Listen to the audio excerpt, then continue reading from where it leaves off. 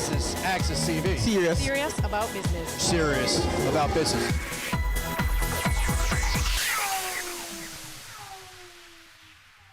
Business Access TV welcomes you to our coverage of the Tech Beach Retreat Regional Roadshow Mixer right here at Regis in New Kingston under the theme, The Future of Tech in the Caribbean. I'm your host, Amita Pasadbe. Please stay tuned for highlights.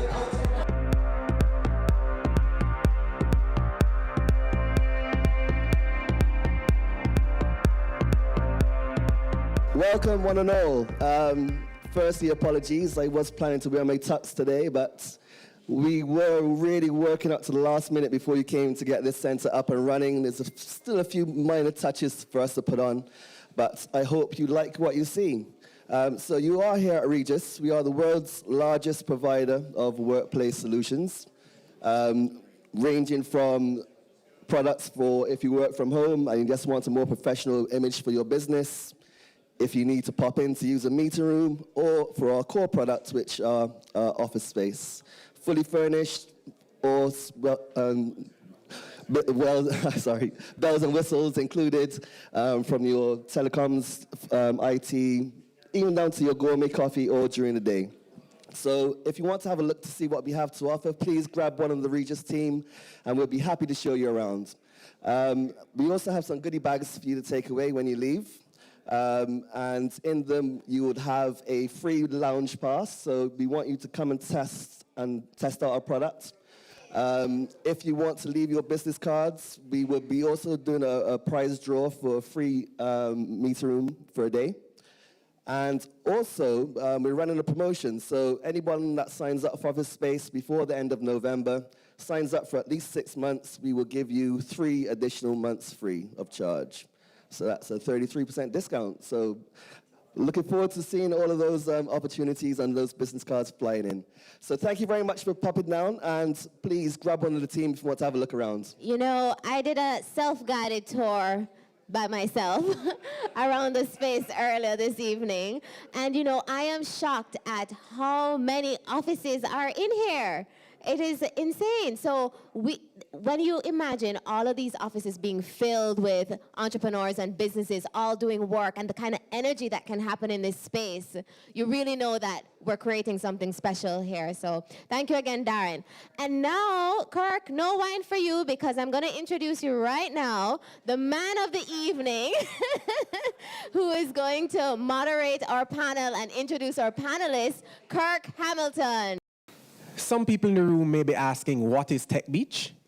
I always am fascinated but also thankful when people are willing to come out and hear about something that they have not much a clue of. So that's appreciated. Tech Beach is a platform designed to really set firm an ecosystem in the Caribbean around technology and innovation. Most of us in this room are savvy individuals within the corporate world or business world, or we're entrepreneurs, and we all yearn for a different Jamaica, a different Caribbean. A Caribbean that is forward-thinking, a Caribbean that is faster paced, a Caribbean that ideas can thrive in, and so someone can come up with something and turn it into even more. And as a 32-year-old individual, I always say to people that the challenge I've faced is, for my 3 decades on Earth, the Jamaica I know, as wonderful as it is, has never seen economic growth in any meaningful way. And I've never witnessed transformation. We're now starting to see a change on the island, and we're very excited about it. But what we feel needs to happen is there needs to be greater levels of opportunity for collaboration. There needs to be obviously greater levels of access to capital. But a lot of times we talk about these things without understanding the fundamentals of how these elements interact and how these things come together and really help to create a true economy, right? There's a conversation nowadays in Jamaica increasingly about inclusive growth. You'll hear that term over and over and over. I'll share with you as we step into this panel discussion and as I give you a little insight into Tech Beach, I usually say to people that a lot of these terminologies come into play in Jamaica and the wider Caribbean 5 or 10 years too late. No different than when we talk about technological innovations and such like that. And so if you think about what inclusivity really means, ultimately we're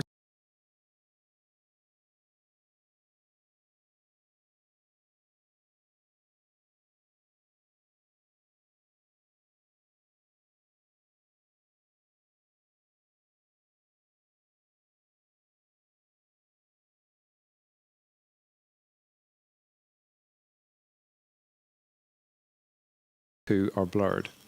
And when you have criminals who are getting high-level political protection, at that point it's much, much harder to deal with the issues. Of course, what that feeds is a culture of cynicism, low trust, and that has a great deal to do with sustaining a high level of violence. In any country where you see that people do not trust the police and do not trust the justice system, they're much more likely to have recourse to violence to solve their issues and disputes. So it's partly reflecting the fact that we've still got deep weaknesses in our system of governance. But let's put this in a little context. There's only one demographic for whom violence is the leading cause of premature morbidity, which is young males, late teens, early 20s. For every other demographic, it's actually cheeseburgers that are more likely to kill you. We've got issues with, like every other country, with steeply rising rates of non-communicable diseases. And we can't also forget the fact that we have perennial challenges with energy security, increasingly with water security, which is related, because years ago we made the decision that everybody must be on a piped water supply, which means that we're now committed to a program of pumping water up hillsides, which means that if our energy system goes down, our water system goes down too. In hindsight, perhaps that wasn't a very good decision. So we've got issues with energy, water security, and more generally food and access to resources. We live in a seismically active part of the world. We live in the hurricane belt. There's challenges with emerging exotic diseases, and of course we've got a background issue really serious now, as people have started to realize with climate change. You may have heard that this summer is the hottest ever recorded in Jamaica's history. And in fact, there's now real grounds for concern that we've gone past an irrevocable point, and that we will not ever revert back to the low temperatures of the past. So this is something that we may now have to make a permanent adjustment to.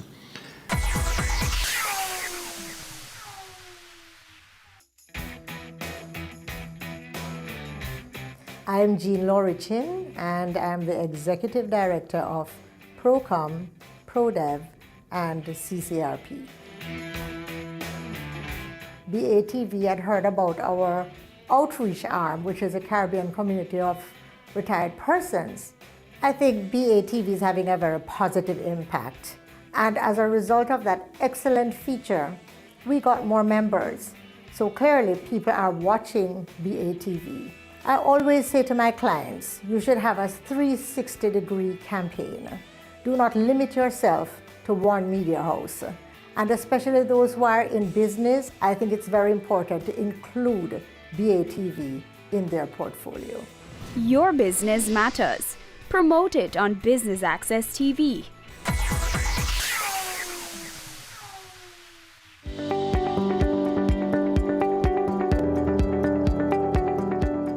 One of our highest priorities of the U.S. government in Jamaica is to work with our counterparts to interdict Jamaican and Caribbean-based transnational criminal activity,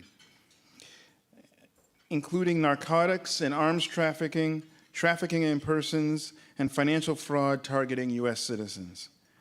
The U.S. government has also invested heavily in supporting anti-corruption initiatives with the civil society and Jamaican government, as well as supported improvements in the justice system. In total, the U.S. government invests about $12 million and security-related programming annually, which does not include all the various partnerships and collaborations that our various U.S. government agencies have with their counterparts. In fact, USAID Jamaica just advertised a broad agency announcement to co-design our flagship community violence prevention activity with key stakeholders such as the government, academia, and private sector. This unique co-creation approach encourages key stakeholders to co-create and deliver the services that are vital to prevent youth crime and violence at the community level. Law enforcement and criminal justice are important to controlling crime, as we all know, and corruption. But we also have to address the underlying social challenges that both cause and contribute to crime. Within the broad range of U.S. cooperation on crime, and this is where USAID comes in, we partner with the government and civil society on a range of programs to address the root causes of crime in Jamaica.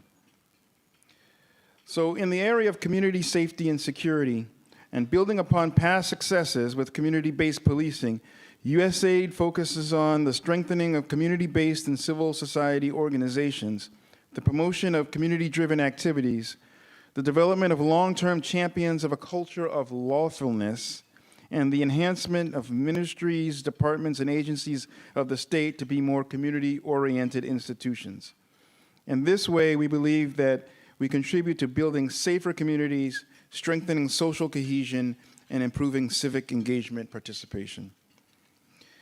USAID also works with holistic youth-friendly approaches that aims to assist at-risk youth in becoming active citizens through the engagement of different social, educational, behavioral, and recreational activities.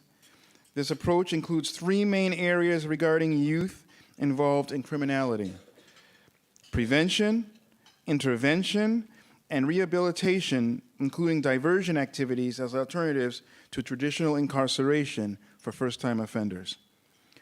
Youth also develop skills through educational programs which introduce them to fundamental concepts in business, economics, individual accountability, and entrepreneurship.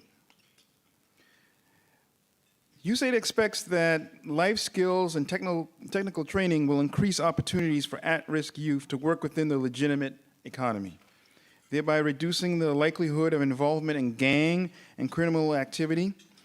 In Jamaica, relationships with key public sector, private sector, and donor agency partners are being leveraged to create programs to build skills and to identify work options for youth. USAID also works in the youth remandee centers, which includes case management follow-up to facilitate at-risk youth acquiring job and education opportunities when they are released. In the area of corruption, the Combating Corruption in Jamaica project has not only built public demand for more effective action against corruption through awareness campaigns, but has also provided training to government and civil society partners to build capacity and increase advocacy. The project is expected to have an impact on the nation's capacity and the ability to effectively control instances of and attitudes towards corruption in general and political corruption in particular. So what's the role of the private sector in addressing the root causes? That's why we're all here today. Many of you are representing private sector organizations. How can the private sector be a key partner in addressing some of these root causes?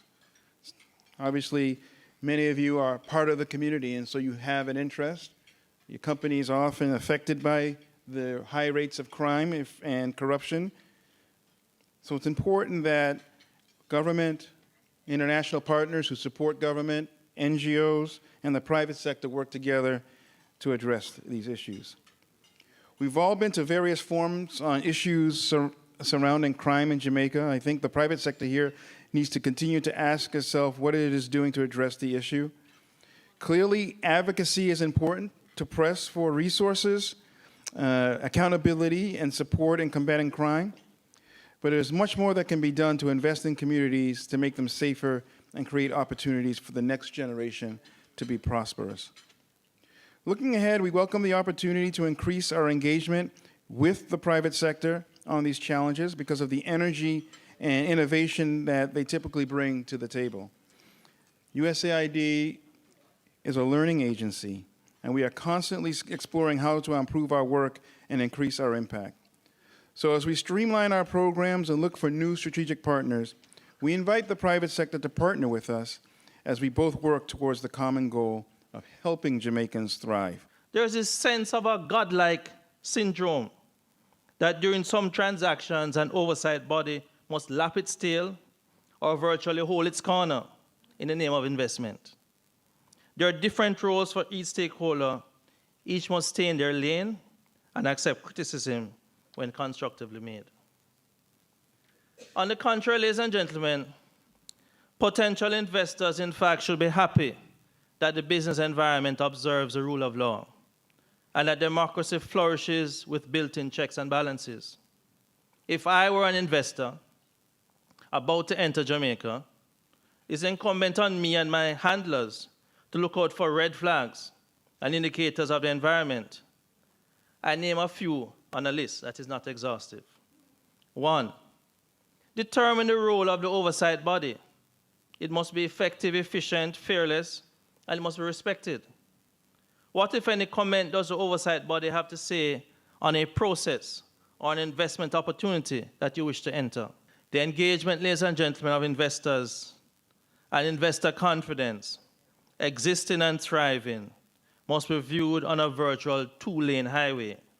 That is a 2-way street with rules and guidelines being applicable. 2, does the police service support and protect local and non-Jamaican community members?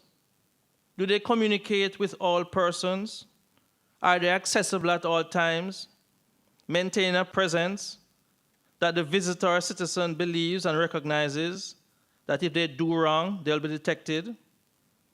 But lines of communication must always be in place. For too long in this blessed country, the notion exists that unless someone knows you and you not knowing them, nothing will happen. That needs to end. In a time of real emergency, the joke is told, unless you have on speed dial a member of the police force, the response time to a complaint is sometimes unacceptable.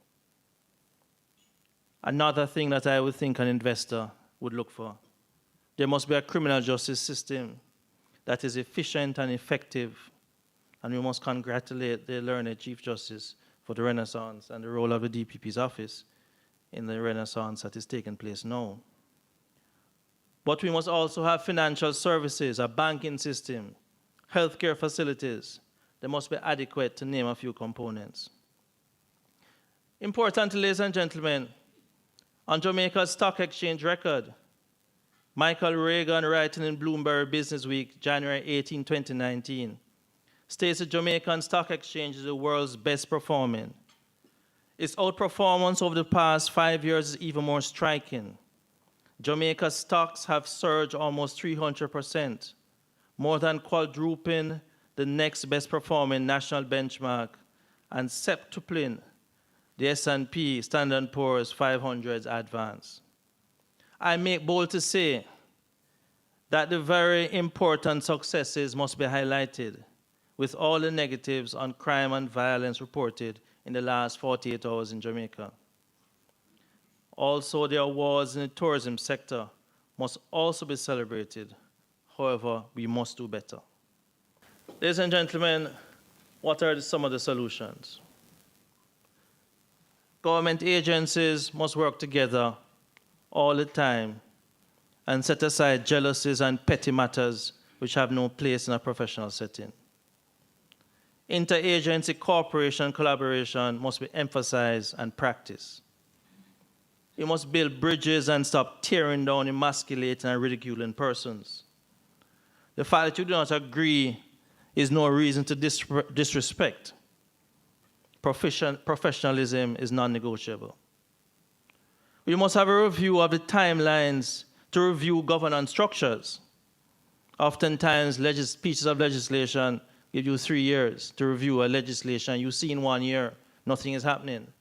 The parliamentary caucus needs to do something about that. We must enhance whistleblowing regimes and encourage the discourse, change in discourse to in my words, informer for live. Stop saying informer for dead. Informer for live. I must admit, I am an informer. I'm a proud one. I'm an informer. Tell me something today, I'm going to tell the police tomorrow. We need to modernize the law enforcement units and bring outstanding laws into operation. We need public education to sensitize the world that the perception of corruption or actual is not a reflection of the overwhelming majority of law-abiding Jamaicans. We need to ensure that the police and our oversight bodies work to regain public trust. The police must maintain presence, not just in hotspots, but also generally. It will help to rebuild issues of insecurity. I pause here as I listen to Professor Clayton. In the last month, I visited Cayman. The police carry no guns. A year before, I went to Turks and Caicos. The police had no guns. I visited Grenada a few times. The police had no guns. They have their problems, but I felt safe. I am walking in this, my beloved country, and we're turning and looking behind us every minute. But our Caribbean neighbors, and Professor Clayton showed us the figures, I feel safe. We need to look at that. Ladies and gentlemen, as I close, I reiterate that the government of Jamaica, the ministries, the departments, the statutory bodies, to name a few, must work united to create that package, that which is seen by the outside world, with all the various components and elements that they look at, and which they consider, and which will have the effect to harness growth and encourage investor confidence. But most importantly, we must leave our partners with the belief that integrity is non-negotiable. Honesty is paramount, not by word of mouth, but by our actions. And despite our problems, crime and corruption, that they can and humbly should consider investing in our country to bring about change for good. Acknowledging that the improvement of the basic standards of life may have the effect of changing behavior, but I readily admit we can't legislate for good behavior.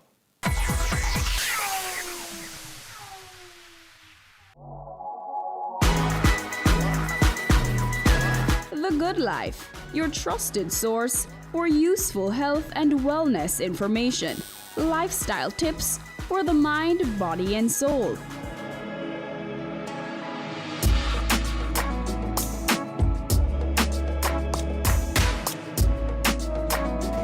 TuneIn Tuesdays at 8:30 p.m. on Business Access TV.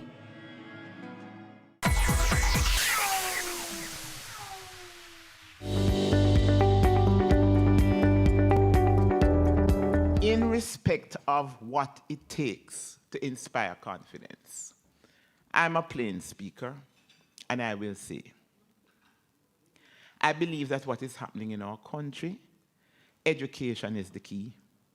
I believe that a lot of our children, some of those who come from environments where they are victims of poor and dysfunctional parenting, we need to reintroduce civics in all its forms back within the schools, from the time of basic school, because there are a lot of our children. People complain that, okay, are the schools not doing enough? But they may go to school, the teachers try their best, and they go back into an environment that is like a black hole of nothingness, because there's no value system, no values, positive values and attitudes. And yet if you take that child and you put that child in another environment, you have intervention, positive intervention, you would be surprised to see the beautiful diamond coming from the rough. So I'm really a big believer in education. Now, another pet peeve of mine is that, and I prosecute police officers, I do not subscribe to the throwing the baby with the bathwater approach. Everybody knows their functions best. But I am not a public official who believes, unless it is necessary in the interest of justice, to make gratuitous comments in terms of seeking to tear down my colleagues anywhere. And I am not into using speculation to put out there to join the call for crucify him, crucify her in the public domain, where you have the court of public opinion demanding, just like the little old ladies who were knitting at the time in the Tale of Two Cities and saying for the noblemen, chop off their heads. I am not into that. At the Director of Public Prosecution's Office, we deal with two things: the law and evidence. Personal emotion, personalities, we are not into it. So even if the court of public opinion or any other opinion would like to see the guillotined head of an individual on a platter, if there is no evidence to prosecute, to mount a viable prosecution, then as a matter of law, we have to say so. And I will say, and it's the first time I'm saying it publicly, first time, and I say it with the greatest of respect, that this is why on occasion, when I've been asked privately, I have registered privately a concern when you have no firewall between agencies that both investigate and prosecute. Because if you are not careful, you run away in the court of public opinion, and the court of law has to catch up. And by the time it gets to court, after a lot of reputational damage has been done, when you look at it and the defense counsel gets up and says, they are putting the prosecution in limine to prove what is there, the judge asks, and when you pare away what is there, there's nothing there as a matter of law. So sometimes in the court of public opinion, the members of the public would want to see one thing, but both the police and I know that in the court of law, it's either you have to have cogent, credible, reliable, admissible evidence. If you don't have it, then no matter how egregious the conduct of an individual is, then you don't have a case. Then you have to look at the second layer in terms of governance and accountability. And this is where public opinion, civil society can force the government of the day to make sure that all the particular oversight agencies, that they have teeth, that they are well structured, and that the will, the political will is there to make sure that the teeth are not rickety in the oversight agencies, but they can stand up. In other words, if you put a piece of cane in the mouth of the teeth of that oversight agency, the teeth won't come out. It is the cane that will suffer damage.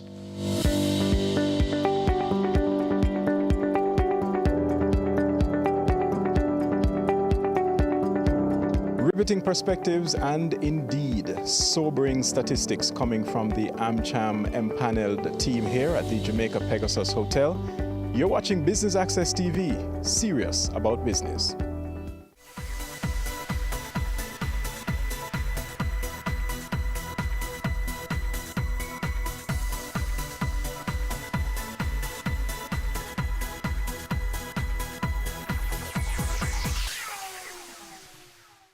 Darin Global offers a CPA Scholarship Program to team members who join our team.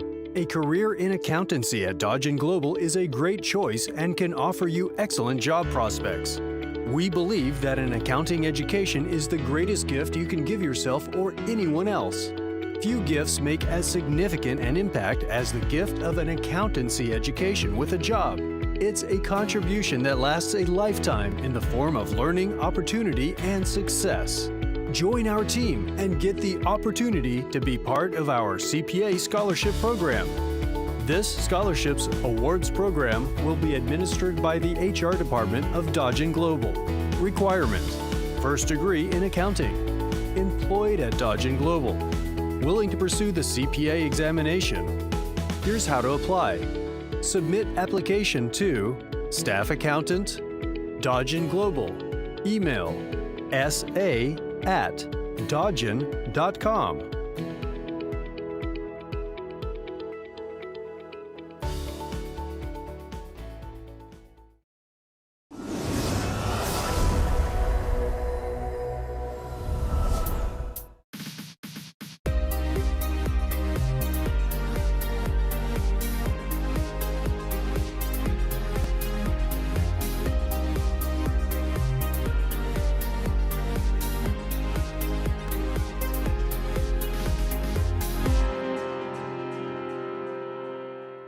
Hi there, welcome on board for our half-hour journey through the pages of Jamaica Magazine. I'm Theodore Henry. Coming up, getting labor market information in the palms of your hands. Plus, we look at how water shops are helping to solve the need for this commodity. Still to come, it's Heart Month and we learn about sudden cardiac arrest. Sit back and relax for these and other interesting features as we continue to turn the pages of today's informative edition. Protect yourself from the flu virus. Visit your nearest health center or doctor to get the flu vaccine. Cover your mouth and nose when coughing and sneezing. Wash your hands regularly with soap and water or by using an alcohol-based hand sanitizer. Avoid the spread of germs by not touching your eyes, mouth, or nose. And be sure to regularly disinfect surfaces and objects that are used often. Remember, your health is your responsibility.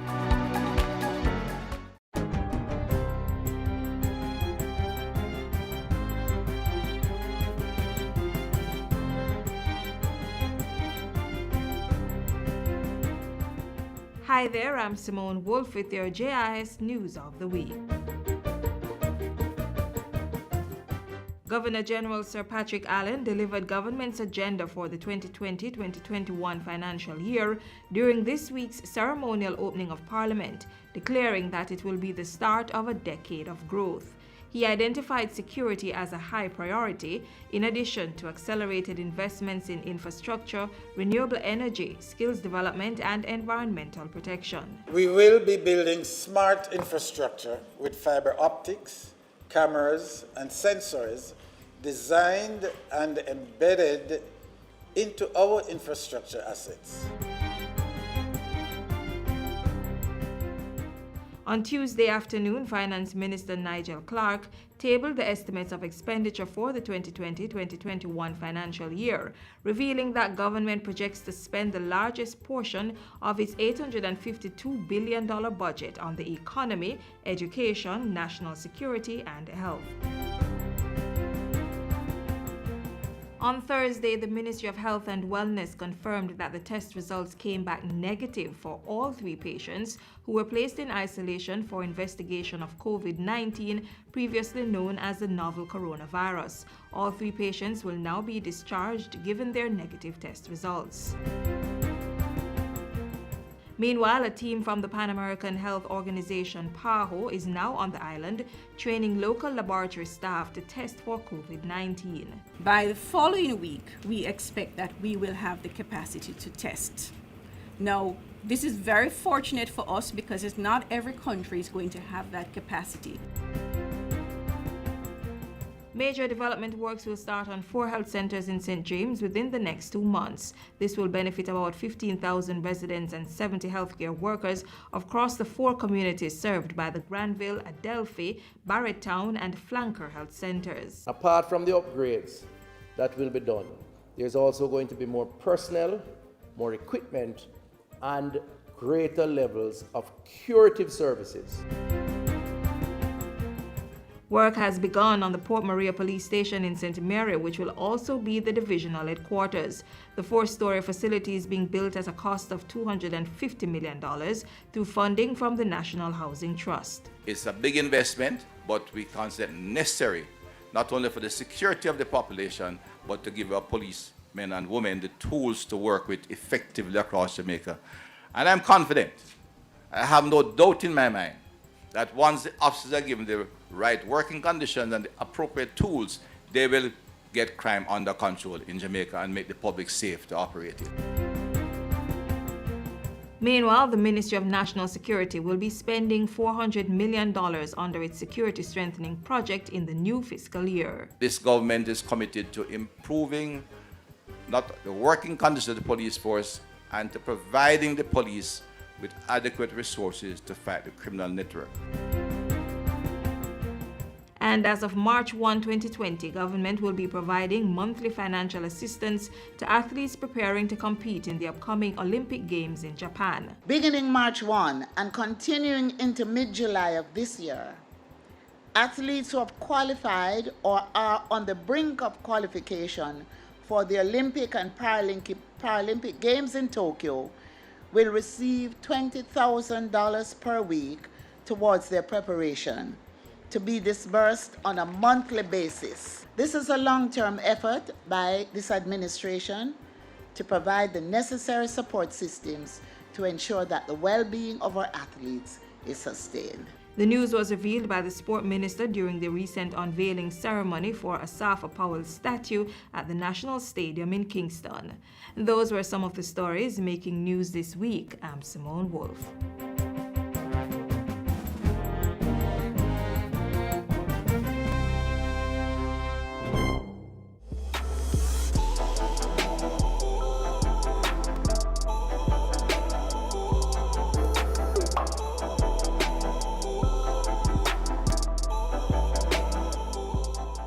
A computer-based labor market information system is one component of ongoing modernization at the Ministry of Labor and Social Security to deliver more effective services.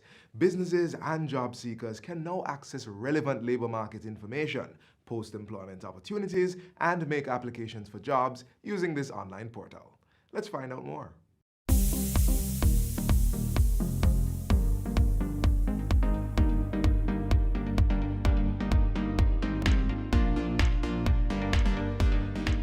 Since 2001, the Ministry of Labour and Social Security's Labour Market Information System, LMIS, has provided a cost-effective way for employers to source and find suitable employees, as well as for job seekers to find employment. The LMIS has three components: the Labour Market Intelligence, LMI, the Skills Bank, and the Electronic Labour Exchange, ELE. These three components are interwoven to equip job seekers and employers to meet the demand of the labour market. The Labour Market Intelligence Department, LMI, collects labour market information and uses this information to determine trends and factors which influence the market. The department spearheaded the National Labour Market Survey 2017, which was tabled in Parliament by Honourable Minister Shahini Robinson. The survey identified 6 key findings. 1. Less than 1% of the workers in the participating firms were foreigners. 2. 80% of firms found it difficult to fill vacancies in their organizations. 3. Most firms were optimistic about their business prospects. 4. The hotel and restaurant services had the greatest opportunity for growth in the labor market. 5. Demand will be greatest for skills workers in production and services with 72%. And 6. 10% of the firms employed persons with disabilities. The survey is beneficial to policymakers, curriculum developers, students, job seekers, and employers who can use the information to assess imbalances in the labour market. Labour market intelligence is also utilized to better position the LMIS to meet the needs of clients. The Electronic Labour Exchange, ELE, is the core component of the LMIS. It's a critical tool for linking job seekers with employers where the in-office services are enhanced by an online portal. Persons can go and register on or offline. They can create their resume and post their qualifications. And we match those skill sets with jobs that are already posted by employers. What we do is to do preparatory work in terms of getting individuals ready for the world of work. And these are done through our employability skills sessions. And these are done effectively to allow for the individual person to be ready to go into an organization and display the relevant soft skills that we want in order to have productivity. It showed me that it doesn't matter what happened in the office or what is going to happen where you go. There's always help and strength there. You should just take the good from it and leave the bad where it is. Without the program, I would not have never gotten that training. Since its launch, the LMIS website has attracted more than 14,000 job seekers and over 1,000 employers, earning their trust and becoming a national employment portal. We have been partnering with the Ministry of Labour to have interns coming in and joining our team for 3-month periods. What they have been able to do is to come in and to create a steady pipeline for us of talent that we have been able to infuse into the workspace and to be able to fill our entry-level roles. The experience has been a good one for us. We've been able to find talent that we can transition into the organization, and most of them are still with us and doing very well. I am very grateful for the program. When I left high school, I was in and out of jobs. And thanks to the ELE program, I'm here at the COK Sodality. I've been to 3 departments thus far, and I must say it has been a very good experience. The LMIS is committed to serving Jamaica's labor force and has been building sustainable partnerships to enrich and increase access to the service. The latest of which has been through the New Employment Opportunities Project, which the executing body is youth.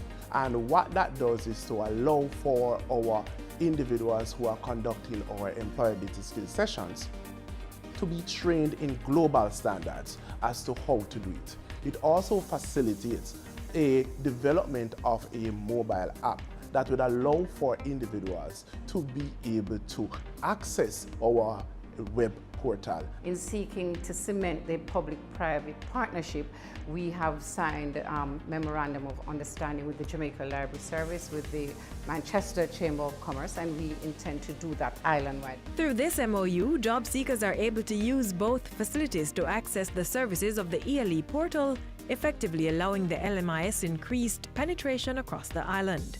To improve human capital and labor market outcomes for the poor, the ministry has partnered with the Inter-American Development Bank, IDB, to develop and implement an on-the-job pilot for 1,500 PATH program beneficiaries. Through the electronic labor exchange, we are targeting persons from these households between the ages of 17 to 25 for job placement. Now, before we place them in jobs, we want them to be able to function effectively in the labor market. We want them to be able to retain those jobs. And it is through retaining those jobs that we will truly break the intergenerational cycle of poverty. The LMIS is grooming and empowering Jamaicans to achieve their fullest potential by utilizing labor market information, promoting the services of the ELE, and strengthening labor market opportunities through partnerships. The Labor Market Information System, providing easier access to employment opportunities.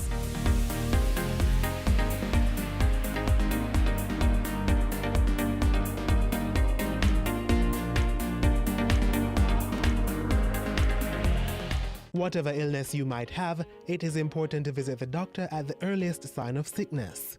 For many conditions, early detection can lead to better outcomes.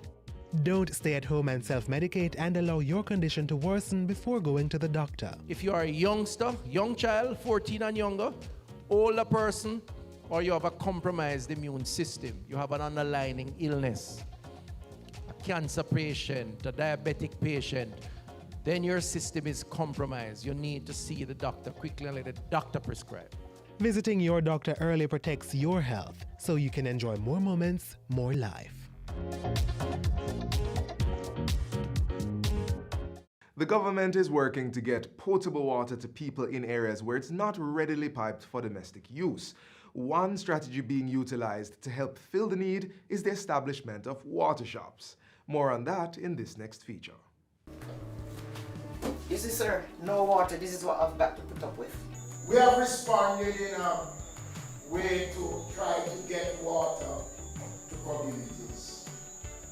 While these solutions are not the answer to the problems, but at least we are making an attempt to get water.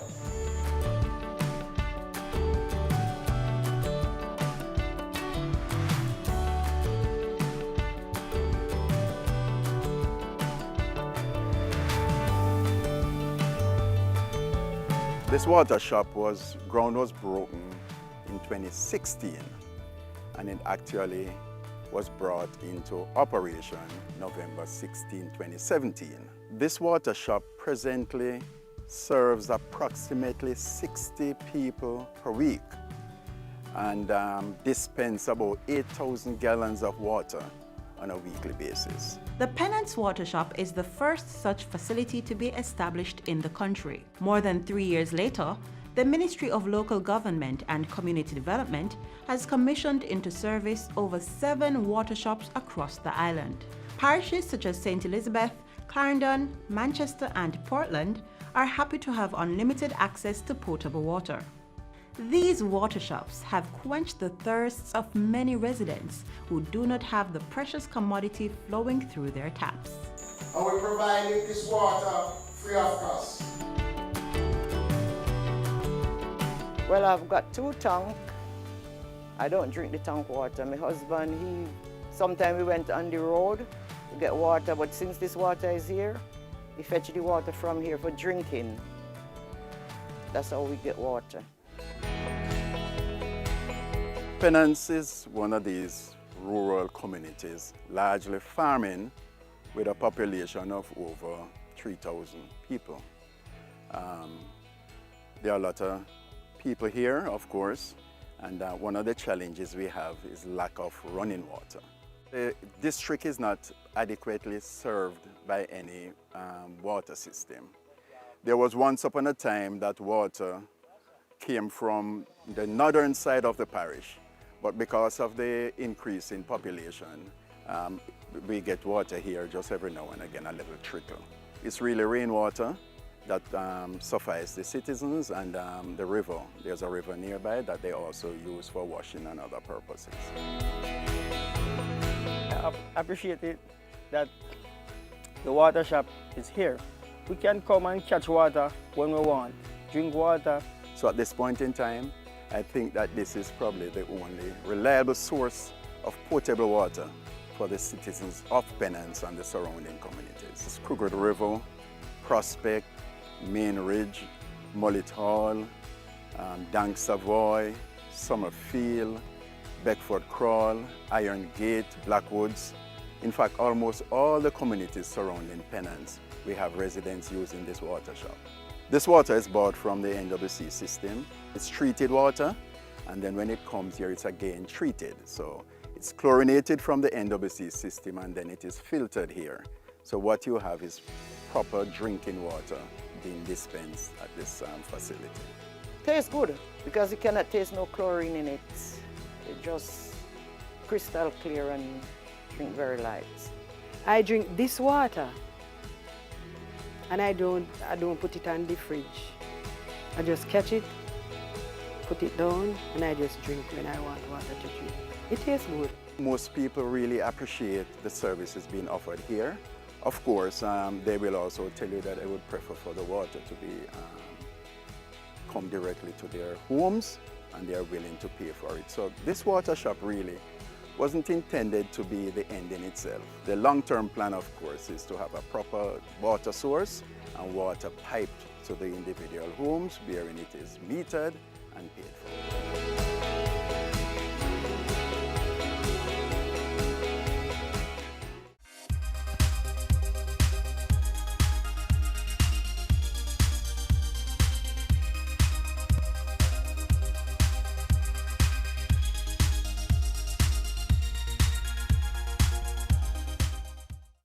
It's Heart Month, and as part of building awareness, we'll now turn the pages to look at sudden cardiac arrest. Here's how you can identify and manage this condition.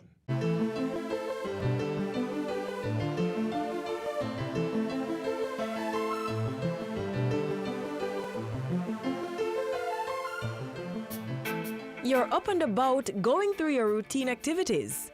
Suddenly, you collapse without warning. Your heart stops beating, and within seconds, you stop breathing. A quick check shows there's no pulse. All signs of sudden cardiac arrest. Sudden cardiac arrest, SCA, is a condition in which the heart unexpectedly stops beating. When this happens, blood stops flowing to the brain and other vital organs. The person may die if not treated within minutes. So the way you decide if they're having sudden cardiac arrest is, in addition to seeing if they're conscious, calling to them and seeing if there's any response, you need to feel for a pulse. So you'd feel at the neck, at the angle of the jaw, or you could listen for the heartbeat by putting your ear to the patient's chest. You need to see if they're breathing. So if they're not breathing, they have no pulse, then they're in cardiac arrest. SCA is not to be confused with a heart attack, which happens when blood flow to the heart is blocked. However, a heart attack can lead to sudden cardiac arrest. Another way to look at it is, a heart attack is a circulation problem, while sudden cardiac arrest is an electrical one. The immediate cause of most SCAs is an abnormal heart rhythm as the electrical activities of the heart becomes chaotic and the heart is unable to pump blood to the rest of the body. We're all at risk for sudden cardiac death, so we need to know our numbers and our status. What is your blood pressure? Do you know what your blood pressure is? Do you know what your cholesterol is? So we might be a walking time bomb and we don't know. It's not just people who appear healthy who are at risk. Somebody can be overweight and you say, oh, they're bound to drop down, but somebody who is slim can drop down as well. It just depends what the other risk factors are. So I just think the only way we can know is to know your numbers, know your status. Among the conditions that trigger sudden cardiac arrest is coronary artery disease, a more common cause in persons over 35 years old. Also, cardiomyopathy, in which the heart muscle becomes enlarged or thick and weak, as well as inherited disorders that may cause parts of the heart to stretch and become weak. Other conditions include disorders of the heart's electrical system, as well as heart defects that were exhibited at birth. Persons who have a family history of sudden cardiac arrest or heart disease are also at risk. In contrast to elderly persons, cases of SCA is not prevalent in children. But the children can be born with some types of heart disease that make them have a higher risk for sudden cardiac arrest. That is usually picked up if they have, sometimes at birth, because of the abnormalities, but even if they're corrected, they can still have an increased risk of sudden cardiac arrest. Highlighted cases of SCA in student athletes in recent years prompted increased focus on evaluation for the physically active. All parents, if you have a child who is involved in any team sport, any physical activity, or even a lot of physical activity, even if they're not on a team, to please have your child checked. Carry them for sudden cardiac arrest screening. We have it at the Heart Foundation. We can come island-wide, or go to your GP and have your child tested. A victim of sudden cardiac arrest can survive with the quick action of a bystander who is able to apply immediately cardiopulmonary resuscitation, CPR. You will start resuscitative efforts, which would include compressing the chest in order to get the heart going. You may or may not breathe for them. Nowadays, it is not, a lot of bystanders balk at starting CPR because they don't want to put their mouth on the patient's mouth. And that's a real concern. Studies were done a couple years ago and they determined that compression-only CPR, so just pressing on the chest alone, is of value. If available, an automated external defibrillator, AED, can be used within a few minutes to restore a normal rhythm to the heart. These may be available at certain places such as airports, stadiums, and other public and business places. If someone has developed chest pain, they've grabbed their chest, they've sank down on the ground because they're having chest pain or they're not breathing properly, you don't start CPR for that.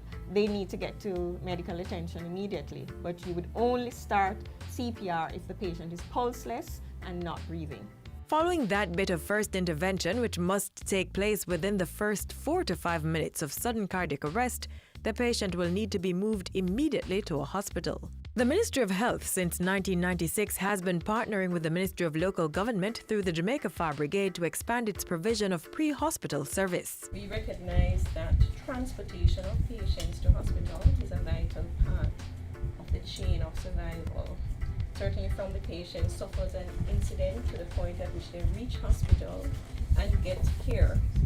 The transportation to hospital is important, and not only in terms of the time that it takes, but also in terms of the support that is provided during that transport. You're supposed to have a defibrillator on the ambulance. You're supposed to have basic drugs which a trained paramedic would be able to administer to continue advanced cardiac life support. And when they get to the hospital, which would have been alerted from the ambulance that we're bringing in a cardiac arrest victim, the team would be waiting at the door of the hospital to receive this patient. Based on the value of CPR in saving a life, the Ministry of Health has been partnering with the Heart Foundation of Jamaica to encourage more Jamaicans to get trained in CPR. And this important life skill is everybody's business, so get trained and be ready to lend a hand when the need arises.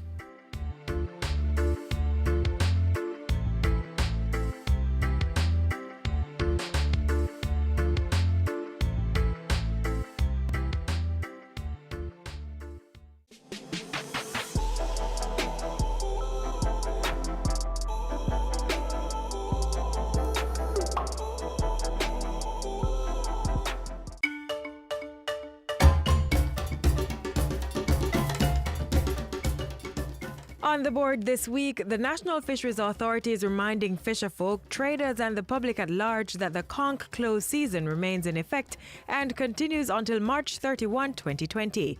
During this time, it is illegal to catch, sell or process any conch meat. Conch meat which has been previously declared must remain in cold storage until the season officially reopens. The Jamaica House Basic School is inviting you to an evening of praise on February 25. It will be held on the school grounds at 1 Devon Road, Kingston 10. The evening of praise will feature Tarsha Williams, Shauna K. MacArthur and many more. Showtime is 5 p.m. and tickets will be sold for $500. Refreshments will be on sale. The United Church presents Convocation 2020. It's on Ash Wednesday in all regions and will be held under the theme Evangelism, the Heartbeat of the Church. The Northeastern Region's Convocation is at Boulevard Baptist Church in Kingston from 9 a.m. to 3 p.m. The Southern Region's Convocation will be held at Clarendon College from 9 a.m. to 4 p.m. The West Jamaica Seventh-day Adventist Conference in Mount Salem, St. James is hosting the Western Region's Convocation from 8:30 a.m. to 3 p.m. Meanwhile, the Cayman Region's Convocation will be held at Savannah United Church in Grand Cayman from 8 a.m. to 11:30 a.m. Come and be ready for a magnificent time in the Lord. Admission is free.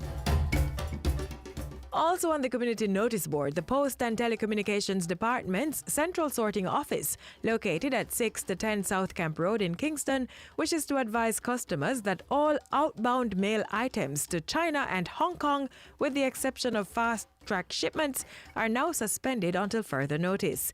It's in reaction to the novel coronavirus or COVID-19's continued impact on commerce and logistics, particularly international flights to and from China. For additional information, visit jamaicapost.gov.jm or email info@jamaicapost.gov.jm. The Post and Telecommunications Department sincerely apologizes for any inconvenience caused.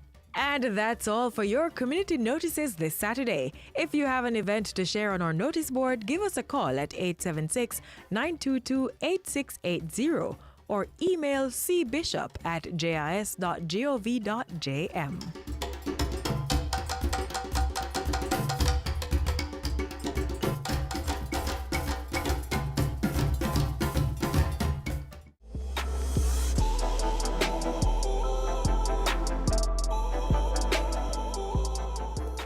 We've come to the end of our half-hour journey, but be sure to come right back here tomorrow for another edition of Jamaica Magazine. Until then, continue to watch these and other programs by logging on to our website, jis.gov.jm, or subscribing to our YouTube channel. You may also find us on all the major social media platforms and through our mobile app that's Android and iOS compatible. On behalf of the entire production team, I'm Theodore Henry. Welcome.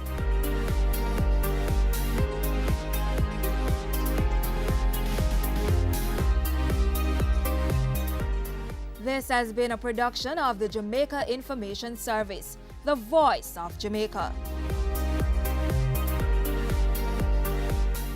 Cameo takes you behind the scenes of Jamaica's exploding creative industries to give you an insider's look at how creatives get the job done. I'm really picky about how we treat our customers. As creative people, we went a little bit over the top. Each week, we interview innovators leading the charge in their industry. The chaos of creativity meets the stricture of structure on Business Access TV's Cameo.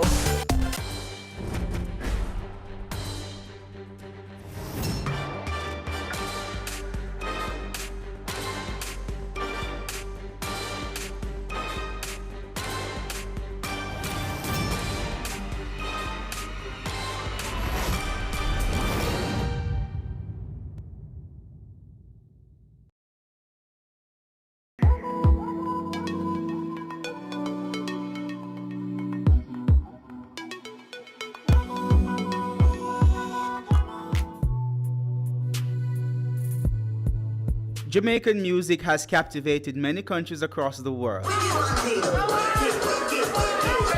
But no other country seems to be as in love with the music than Japan.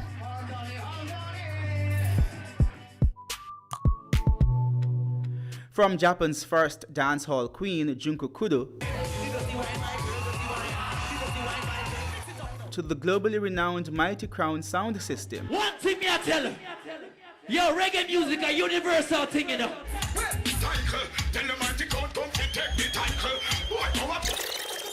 The Japanese have fully immersed themselves in the various aspects of dancehall culture. How you feel ramp is a pumpkin. This is not a dumpling, something. However, there are those who believe that the Japanese are exploiting the Jamaican culture. But the counter-argument is that they're merely reggae and dancehall's Asian ambassadors.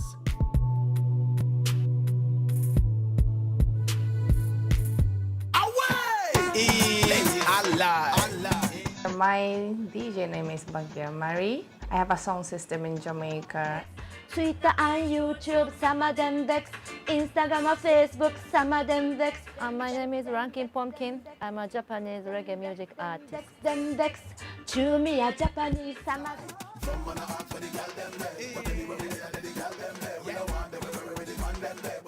My real name is Suni Kwong. But you know, somebody pronounced hard to it, so my name is Kiss Kiss. Strictly reggae music to make you rock. My name is Yumiko Gabe, aka Yumi. Growing up in Japan, Marie fell in love with reggae music and it changed her life forever. I never know about reggae music, right? But I started to listen to hip-hop music when I was a teenager. And then one day, I made this music, reggae music and dancehall, and it was so shocking. Because I never listened to music like this before. When first time I listened to dancehall and reggae music, it was like, how I can say it, all my blood is boiling, like, it was really shocking to me. And from that day, I just fall in love with this music. Dancehall and reggae. There was a connection despite the language barrier at the time. I tell you the truth, I don't really understand the patois at that time, but I just feel something from this music. I cannot explain, but I feel something strong from this music. From first time I listen to this music, I just want to know about everything. But that time there's no YouTube, no internet, so I just go to reggae record shop, like them sell records and some cassette tape and some, it was not DVD yet, just tape. I just go to record shop and buy almost everything over and just go home, watch videos, and it was double shocking because them time the dancehall fashion, especially girls, it's just nice, and I never see that in Japan before. And fashion and music is just match. So I just want to go to Jamaica. I really want to go to Jamaica. When I reached 20 years old, I just begged my parents, I really want to go to Jamaica. Please, please, please. But first my parents said, no, Jamaica is dangerous, you cannot go over there. So I just tell them lies, I will go to New York and then come to Jamaica. That was, when I was 20 years old.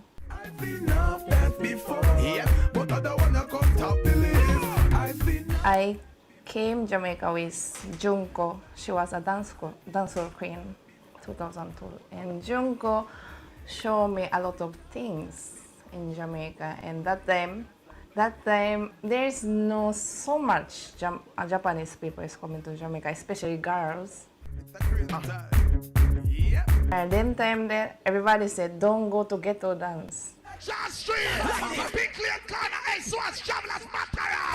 We can go to asylum and club, but we cannot go downtown. That everybody told me, but I really, really want to go over there because I know there is something different in town. So one day, me, Junko, and two girls just decided to go to Tibari Garden.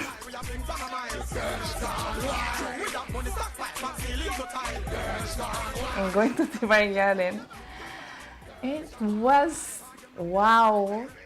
It was really, really, really nice experience to me. This is Kiss Kiss from Japan. Ninja Kid, you find it? Like Marie, Kiss Kiss fell in love with dancehall while living in Japan.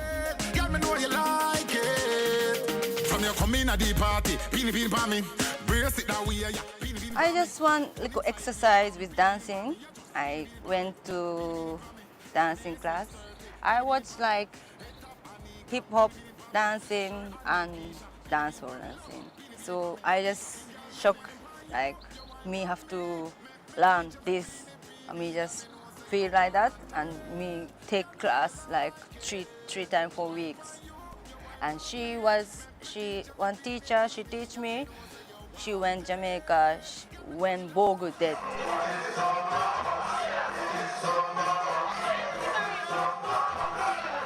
And she tell me about Bogle and some kind of things, Jamaican culture, what she ran, and she teach me. And me feel go Jamaica to see lady dance or things. And then me start buy DVD or YouTube, look for it and start try to get more things. She came to Jamaica 9 years ago and it was a culture shock. First day we went very, very. Everything like I watched the DVD already. Everything like same, but like me just so happy. And then weed man there, cigarette man there, vendor there. Oh, this is the dance hall. And me dancing, and cameraman there, video man there, me just like surprised. Another Japanese trying to make a name for herself on the local dancehall scene is Ranking Pumpkin. I've been in Jamaica over 12 years, and reggae music, I'm in touch with reggae music is in Japan, and I had a band, I formed a band, and doing reggae music and to dancehall, all kind of music from Jamaica, like ska music and rocksteady, dancehall, everything that band play, I have to be on the rhythm.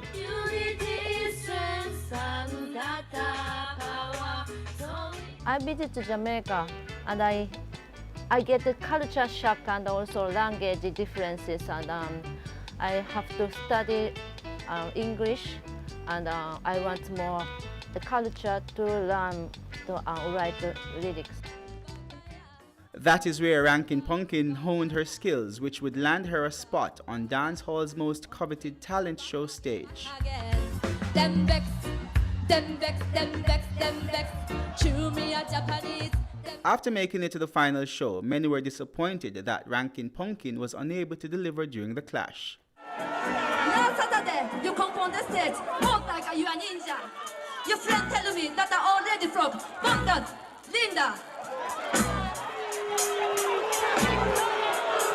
So full speed.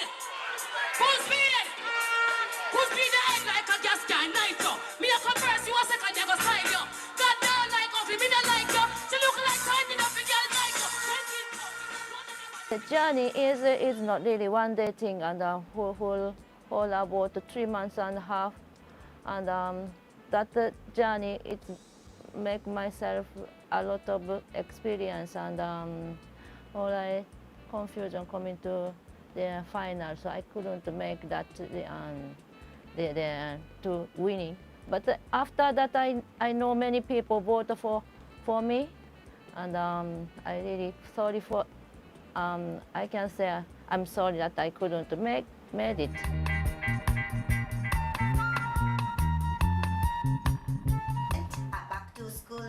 Yumi Gabe has lived in Jamaica for over 20 years. Reggae music bring me here. Yes, there's one Japanese famous DJ named Rankin Taxi. He preached the Japanese, if you love reggae, must come to Jamaica. Life in Jamaica wasn't easy for Yumi in the early 1990s, but she had to find a way to survive. Once you have a car, you can make money. So I start with private rental, then mash up my car. But anyway, I get a driver and get a taxi. Driver, thief the money. Life tough. And I went to New York and Miami to buy the hair, accessory, and sold on the downtown, Haywood Street. But life tough, people thief. Doesn't work. All right, I got pregnant, feel sick. If staying at home, feel sick. So I went to Aniji to learn how to sew. Then I get the job at the Ouch crew.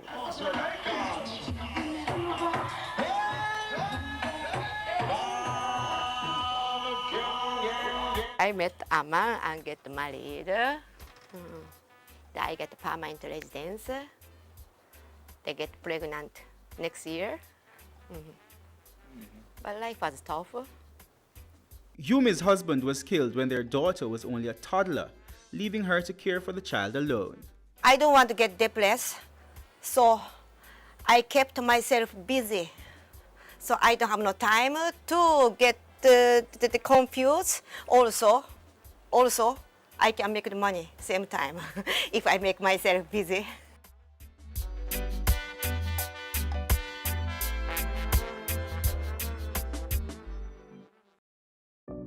Accountants for entrepreneurs. As an entrepreneur, you should be focused on running and financing your business, not sorting your accounting systems and processes. Entrepreneurs are, by nature, dynamic people with a clear vision and a desire to get things done. The challenge for most entrepreneurs is creating a financial and accountancy culture that can keep up with them. That means finding accounting services for entrepreneurs that can provide regular financial updates, a dynamic, forward-looking approach to accounting processes, rapid access to personal and business financial statistics, fast turnaround of taxation and other accounting tasks, qualified advice on financial compliance and regulation, access to potential capital sources. Darin Global knows that most entrepreneurial businesses are constantly changing, with a need for accountancy support throughout the financial year, not just when a tax or VAT return is due. As such, we're here to help you make smarter and more effective decisions. For more information and to discuss your requirements with one of our experts, please contact us today. Email info@darin.global. Website https://darin.global. Your business matters. Business Access TV offers you the most innovative and effective advertising solution for your business, specializing in B2B sales, cost-effective solutions, the customers you want, the repetition you need. No matter the size and nature of your company, your business matters. Call us at 876-291-6233 or 876-376-4225. Email sales@batvja.com. So Business Access TV has impacted my business pretty much you know, in the obvious ways. Everywhere I go, people would stop me. Are you the girl that was on Business Access TV? I love your work is amazing. Of course, business-wise, orders came in through the interview. It's an ancient Japanese technique. The interview was great because I was able to explain my process and people really understood it. The impact of you doing an interview and showcasing it on Business Access TV is priceless. There's no dollar value for that. What is there to lose? You have everything to gain. It's been an amazing experience for me and it will be for you. Your business matters. Promote it on Business Access TV. We speak of not just decision making, but informed decision making. This week on Business Access. We want to have the numbers to support what we do, and we are in an age where, you know, mistakes can cost, and we've seen it in other jurisdictions, we've seen it in our own history. I'm Wayne Henry, Chairman and Director General of the Planning Institute of Jamaica, PIOJ, and you're watching Business Access TV, serious about business.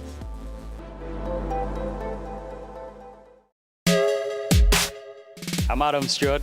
This is Business Access TV, serious about business. For these Japanese women, making the decision to come to Jamaica was about building lives and careers here.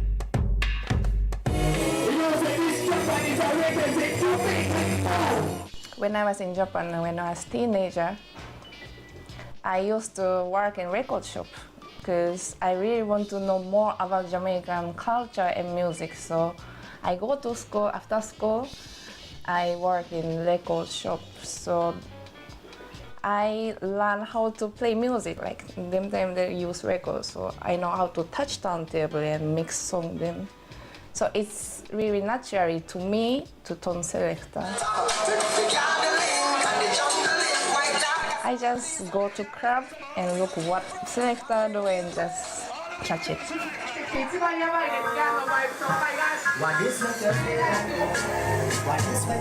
In mixing part, nobody don't teach me because I have it already, but selecting part, yes. Especially my partner, Liko Shaba, him teach me a lot of things, really, because how I play in Japan and how I play in Jamaica is totally different. That him teach me. Or first, I play like A, B, C, D, E, just smooth juggling. But when I play in Jamaica, especially ghetto dance, street dance, I cannot play like A, B, C that him teach me. Sometimes I have to go A to D. Sometimes can come back C and go to G. I cannot play like A, B, C. I have to make people surprised. I cannot make people feel boring. So Liko Shaba, he's my teacher. He teach me a lot of things. Marie was always a good mixer. She did have a little gap where, I don't know how she studied the music, but she plays accordingly, like how she studied. Like she tell her ABC, you know what I mean? So I start to tell her, I say, listen, I know some music really playing. You have to watch the crowd. You know what I mean? Because you might have played ABC and the crowd not work over it. So you have to play A, then go Z. And if it works, come back to your look original plan where you have and go back a B. You know what I mean? If it still not work, you have to go switch and go near to Z, which is why I want them something with the X. You know what I mean? Because that's how the music stay. But you have to watch the people them and play the music. So, you know, I'm always, I tell her, I say, the key thing to the music in dancehall is the ghetto. You know what I mean? Ghetto are the real part of it. It's more natural in the ghetto than anywhere else. In 2009, Marie realized that in order to be successful and make a decent living from her talent, she had to find a way to have her own sound system. Everybody say, yo, you mash up the place and you play here, you play there. But this is not playing to me. This is not what I want to do. I really want to play more, like 1 hour, 2 hours, 15 minutes, it's joke. And Shaba told me, say, yeah, that is true, Marie. But you're a Japanese girl and you don't have sound system, so maybe you cannot play. 15 minutes is a limit what you can play. So I asked Shaba, so what I should do? Because I want to be a real selector in this country. But everybody look for me as, yeah, Japanese girl selector, she can play 15 minutes. So I asked Shaba, and Shaba said, there's only one way you can turn real selector in Jamaica. You have to make sound system. So if you make sound system, you are the owner, you are the main selector, you can play anytime. I tell this to my friends in Japan, in Jamaica, everybody laugh at me. Say, no, you cannot do it, that no work. That is crazy. Yeah, I know that is crazy, but I just won't do it. So I just make it. Going into the sound system business wasn't easy, and the startup costs were hefty. Marie had to come up with a strategy. First thing, I'm Japanese, right? And second, I don't have a link. And next thing, I need a lot of money to make sound system. But so I beg Shaba and some other selectors, I want a team, because me alone can't do it. And they have some link already. So I just talk to my Japanese selectors, my friends, and Shaba just talked to his Jamaican selectors, and we decide to make a team, Japanese and Jamaica team, that name Notorious International. But tell Barry, you know something in the ears, right? And you know all the people of Notorious songs. Since then, Notorious has grown exponentially, with Marie and Lick Shaba being able to tour separately. She holds down dates in Japan while he takes care of business in Jamaica. Last 3 years, I go to Japan with my partner, husband, Liko Shaba, and we tour as a Notorious. But this year, I go with by myself, like Bagya Mari from Notorious Japan for this time, because he have to focus on Notorious in Jamaica. So if me and Emma go, what gonna happen? No date all summer. Can't make it happen because Notorious get up now. So Emma go stay in Jamaica and deal with Notorious. I just go back to Japan and do tour 2 months. Actually, every reggae music fans in Japan know about Notorious already. Yeah, we go on good. Marie is going beyond just selecting these days. She's expanding her influence in the dancehall space. Selector thing is my main thing now, and I have sound system already, so I just try to make this sound system get more famous and get more dance we play, more big dance we play. I interested in clash thing too. And next, I started to produce it thing from last year. And Alkaline song PM and Vibes Cartel song Love It is my produce. It's Mets Music is my production name. And it's going good. Yeah, I really love producing thing too. So my plan is balance producing thing and select that thing. Some love it, love it, love it, love it, love it. Baby, shake your hand. Kiss Kiss says dancing is in her blood, and that's why she's determined to build a career in dancehall. When me try to stay long, and I go school, and 1 year me stay one time. I study English and go party and try to catch more moves or something like that. Me see Maka Diamond and me just say hi to her. One time she called me for cold foot video shoot, and then she said this Sunday, away, and they postponed, and I couldn't make it to go. I have to go back to Japan. I miss it, and then I just really sad because I love those kind of things, and then okay, next time I try to come stay longer so I cannot miss it. And then I spend 1 year and go school and study English and go party and learn dancehall. And Maka Diamond called me back again for next video shoot. It's a whiny song. Wine, you feel wine, do the power up. Wine, you feel wine, do the steady wine. Me only Japanese there, me alone there as Japanese. And other girls professional Jamaican dancer. And then me just so happy to get paid from dancing. This is the first time. And then I'm so happy. Okay, this can make me, if me work hard, I can be professional dancer as you know, as dancehall dancer.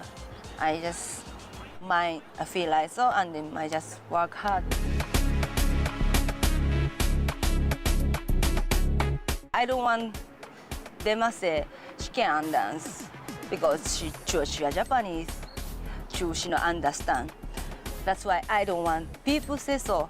I just fix it and just do better and try get work myself and just work hard. I don't want just book me as just Japanese or Miss Jing or just fair skin bright or something like that. Me just want to make sure I work for it, you know. Staying competitive and marketable are at the forefront of Kiss Kiss's mind, and that's why she spends a lot of time working on her craft. Practice can help me. I don't want just stay home and just touch phone and wait. If I don't have time, I just practice what me can do, anything want me do. Like I go gym and exercise, I try catch new move, I go party and try catch move, or I talk to Jamaican friend, how them think, what is the trend, something like that. I just try to get something I don't have. Kiss Kiss has been in quite a number of music videos, and she even takes the opportunity to choreograph new moves. Music video is give me the more experience because music video things like mostly new song. People don't hear it yet. I get song and then I can create image by myself and I can show them, and then that can help promote video and the song as well. That is good because I don't want just learn from somebody else. I just follow. I can do my own style. I show them my own style, my move. When she isn't dancing, she acts as a facilitator for Japanese nationals who are interested in coming to Jamaica to learn dancing firsthand. She offers a full cultural immersion based on what the client's interests are. I want to help anybody who want to come to Jamaica. I just help them, you know, how take ticket or how take visa from that, and I can bring to go party and class, everything. Sometimes them just go party, but we want them bring them in daytime, go somewhere, different experience. Like sometimes we can go get outside if we have friends, you know, some different way we have in Jamaica, uptown, downtown, ghetto, anywhere. Sometimes me bring the girl to go shopping in downtown. Kiss this from Japan. Me love to ride big motor. Them say they want to catch the old school movement. Yeah, I just, okay, old school dancing, koro koro. I just call koro koro, okay. Japanese then want to learn old move them. Okay then, blah blah blah, baby. Already established in the dancing and music video space, Kiss Kiss is venturing into new territory. I have one song with Ninja Kid. It is a tropical punch rhythm. It's a demarco rhythm. Yeah, high octane cartel is same rhythm. Osaka gyal dem pini pini, Tokyo gyal dem pini pini, let me Louis my pini pini, akyal obaya so pini pini. Hello, my name is Blake Widmer. I'm the co-founder of Deaf Can Coffee. And the exposure that we had to the just general community through Business Access TV itself is awesome. It was a big deal for them, you know, having BATV come here, and we were with you guys for probably 4 hours that day. It was a long time. We really appreciate your guys' openness to recognize that, yeah, captions are important. If a deaf person's watching it, how are they gonna understand what's being said? So looking back is just a big boost, encouragement for our team. If you're a business or an organization that wants to have yourselves featured on BATV, or you want to do advertising with BATV, what I would tell them is that you guys listen well and you ask good questions, and that will help, at the end of the day, deliver a really good product for your business too. Your business matters. Promote it on Business Access TV. We speak of not just decision making, but informed decision making. This week on Business Access.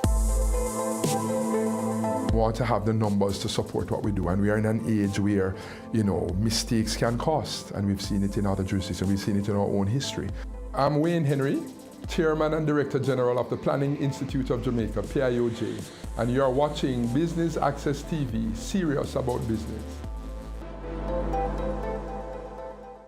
Your business matters.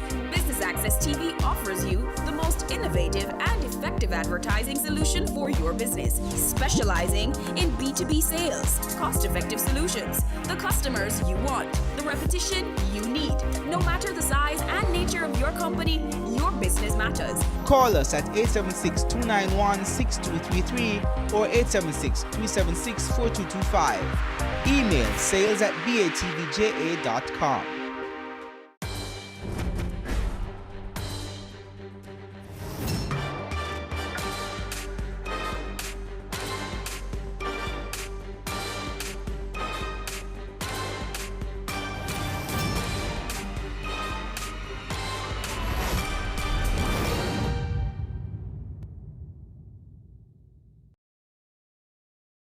So please welcome Rankin Punkin.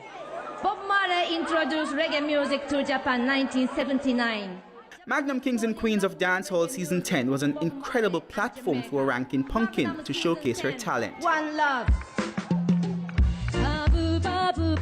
She says doing well in that competition wasn't a fluke, and she believes Jamaicans voted for her because they saw and appreciated her talent.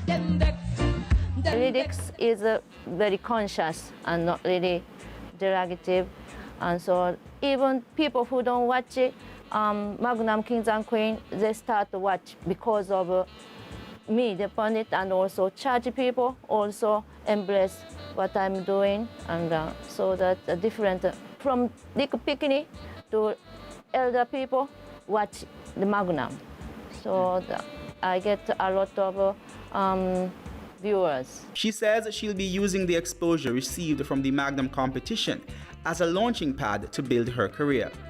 I'm an artist, so just to keep on doing write song and recording song and release the song.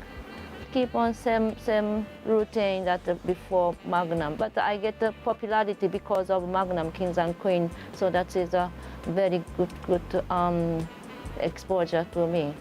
Rankin Punkin, this is big representation for the Japanese.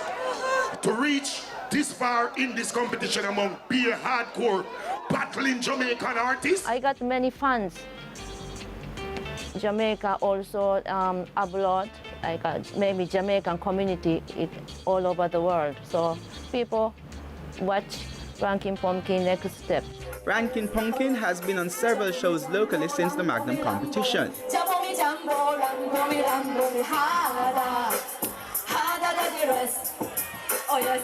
And there's a Japan tour in the pipeline. We plan show in Japan November to December. While building her music career, Rankin Punkin has started an online business selling Jamaican products to customers in Japan. I have an internet shop in Japan. Internet Jamaican goods, carvings and straw bags, and any kind of Jamaican flags and red, green, gold, Jaja belt, and those any kind of anything. Like you can see souvenir shop. I send all I think to Japan. Yes, ready now.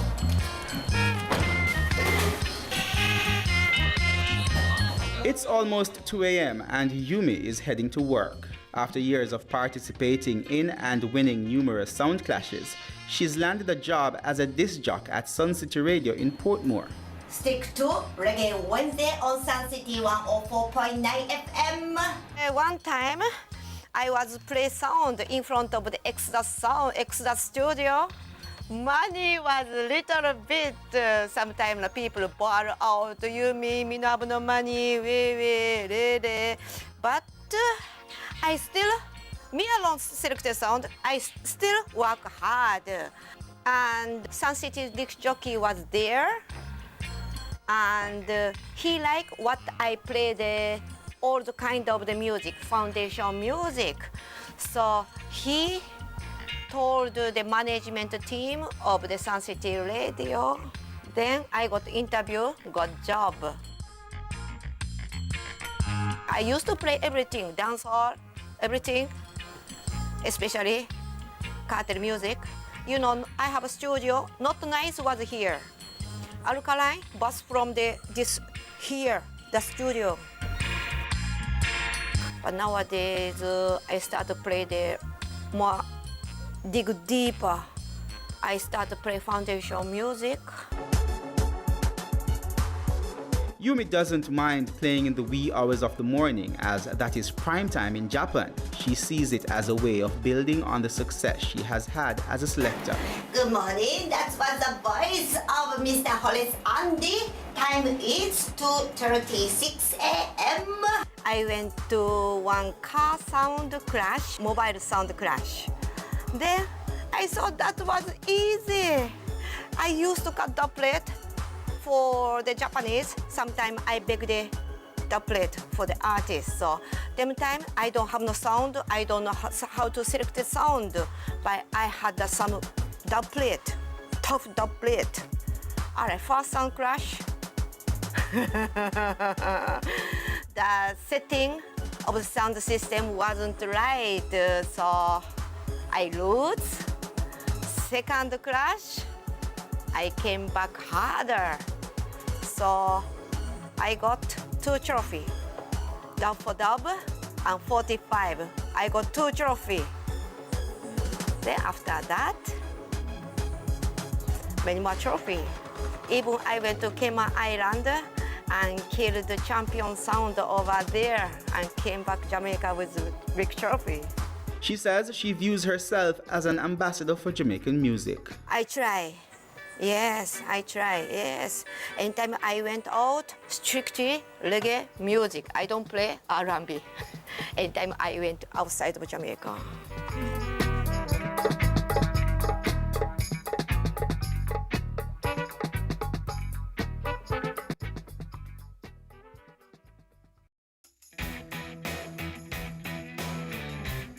I'm Jean Laurichin, and I'm the Executive Director of ProCom, ProDev, and CCRP. BATV had heard about our outreach arm, which is a Caribbean community of retired persons. I think BATV is having a very positive impact. And as a result of that excellent feature, we got more members. So clearly people are watching BATV. I always say to my clients, you should have a 360-degree campaign. Do not limit yourself to one media house. And especially those who are in business, I think it's very important to include BATV in their portfolio. Your business matters. Promote it on Business Access TV. Your business matters. Business Access TV offers you the most innovative and effective advertising solution for your business, specializing in B2B sales, cost-effective solutions, the customers you want, the repetition you need. No matter the size and nature of your company, your business matters. Call us at 876-291-6233 or 876-376-4225. Email sales@batvja.com. I started out selling out of the trunk of my car. If everybody think the same way, everybody going in the same line. Being an entrepreneur takes everything that you've got. Weekends? What's weekends? We work on a weekend. There are real opportunities everywhere you look. But you have to have the passion. If I do my part well, then everything else will play. We believed in ourselves and our families believed in us. Being convinced of this great opportunity, why we are all here doing what we're doing now. Get jiggy, get jiggy, get jiggy, get jiggy. Everybody know. Summer bong, summer bong, summer bong, summer bong, summer bong, summer bong, summer bong, summer bong. As the debate rages on about whether the Japanese mean dancehall well or they're just here to explore the culture, these Asian ambassadors of dancehall want Jamaicans to know that they're committed to the island and they're not going anywhere. The first time I came this country, that time I feel like, yeah, I will live in this country in future. I don't know why, it just come into my mind, say, yeah, this country I will be my country. I cannot explain, I just feel it so, and I still feel like that. I really love this country. Not music alone, you know. I love Jamaican people. I love to talk to Jamaican people too. And nature, sea, beach is beautiful, party is so nice. Yeah, and I love street dance. I love sound system culture. So everything what I need, what I love is in this country. That's why I live in this country now. Marie has built a family and a home in Jamaica. It's just coming naturally. I just fall in love with one man. He's Jamaican. We married and we have one beautiful daughter now. It's just coming natural because I live in this country, so it's natural to me to fall in love with Jamaican man. We start to reason more, you know, like we talk more regular, talk more than a friend now and start to share some different, you know, it's a more deep thing where we just express our feelings naturally. And it's all that come from music some of the time, you know what I mean? But, you know, it does naturally happen, you know, it does naturally get more than just music. Yeah, naturally, it never planned, you know, it never organized. It was just, you know, she a selector, me a selector. Everybody say, wow, you married to Jamaican man. It's just natural because I live in this country. And some people say Japanese girls come to Jamaica if we get some man. You remember Elephant Man song, Chinese thing? Chunlan, chunlan. When we find the thing, makes you think like all the Chinese thing.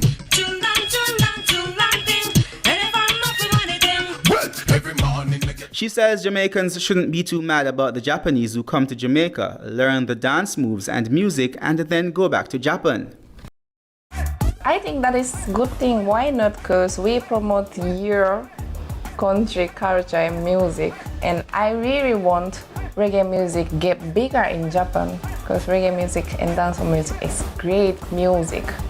Right now, all hip-hop artists, Rihanna, yeah, a lot of artists follow dancehall music now. So, what do you think about it? You feel proud though? Yeah, must feel proud because this music come from this country and this music go overseas and everybody listen to reggae music. You guys must proud of it.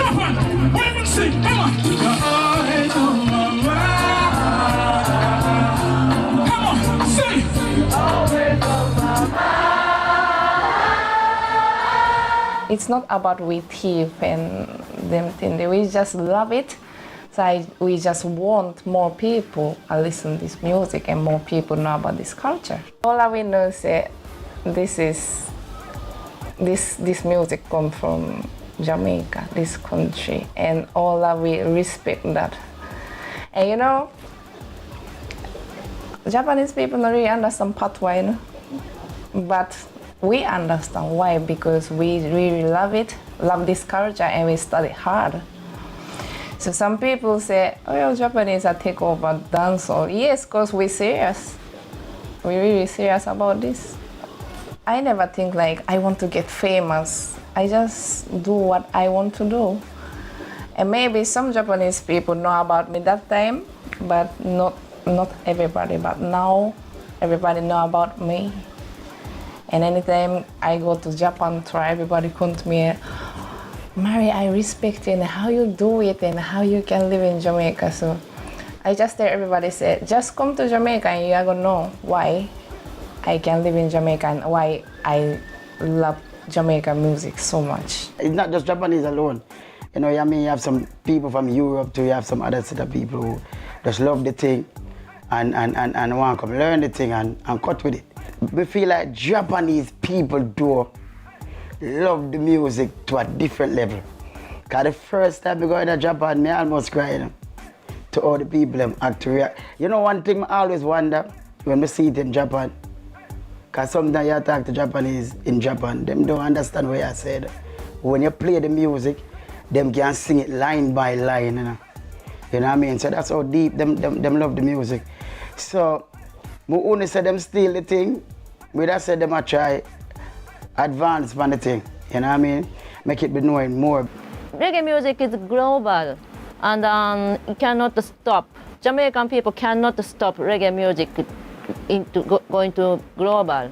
And we embrace reggae music since 1979 Bob Marley came to Japan. And so there are many fans after that in Japan. So the reggae music grew in Japan and reggae fans. It's all up to we to as Jamaican, you know. Because you see some of we not smart neither, you know what I mean? And some of we always try to sell out the thing too as well. You know what I mean? So if you leave the thing careless away and the thing now move right away, you have people will come run with it. So it's up to you to always have a foot in it and make sure the thing's serious and stay where it's supposed to be, which is Jamaica. But at the end of the day, everybody want their music to extend to an next level. You know what I mean? Nowadays, man have the song and them still do a song and I think about feet go up on America track or whatever. You know what I mean? So we still want the thing, that we still want the music expand, but them not steal the thing though. Rankin Pumpkin says she's just like any other Jamaican artist who is putting in the work to secure that elusive big break. Same routine that the Jamaican local small artists want to be big in Jamaica, make name reach in Jamaica. Same thing that I to me. So I enter Magnum. So not really think that yesterday came to Jamaica and I want to get a name in Jamaica. Of course I want to make up my name in Jamaica, but that is not really yesterday thing. Long years I'm doing like a small show and even open like a small show, but even that go far, spend our money, pay gas money ourselves, go there, Kingston, there in Negril, Montego Bay. Sometimes my name no call. So all those things, same thing like a Jamaican local artist, I experienced years. While Rankin Pumpkin is trying to get her big break, Yumi is trying to preserve the legacy of foundation artists. You know, all the musicians is dying. They are not getting younger. Also, like a musical heritage is fading. As there used to be a many record shop, a musical place on the Orange Street downtown. Most of the record shop was closed down and building rotten down. You know, the big yard Dennis Brown used to live, rotten down. So I want to do something, but I don't have enough money to buy the building or something like that. So I went to MTI, CPTC, video course, and also I bought the cinema camera. I want to do some documentary or something to preserve the musical heritage of Jamaica. Also, anytime Japanese came to Jamaica, they want to go Kingston tour. I include downtown, especially Orange Street, and show them some like a Dennis Brown house, Prince Buster's record shop, musical heritage fading. Jamaican people don't know the importance of the like a foundation music. So somebody have to do something. You know, Europeans and some Japanese love roots music, and they buy out all the record. So somebody in Jamaica have to do something to preserve the musical heritage of Jamaica. And that somebody is you? I need help. I need help, yes. But better than do nothing. So while her friends and family continue to encourage her to come back home, Yumi is among the Japanese in dancehall who've long decided that Jamaica is home. I stick to what I love. I don't regret. Nice. No regrets? No regret. I went to Japan this year. I realized Japan life is more comfortable, place safe, everything convenience, but still no vibes. No vibes? No vibes.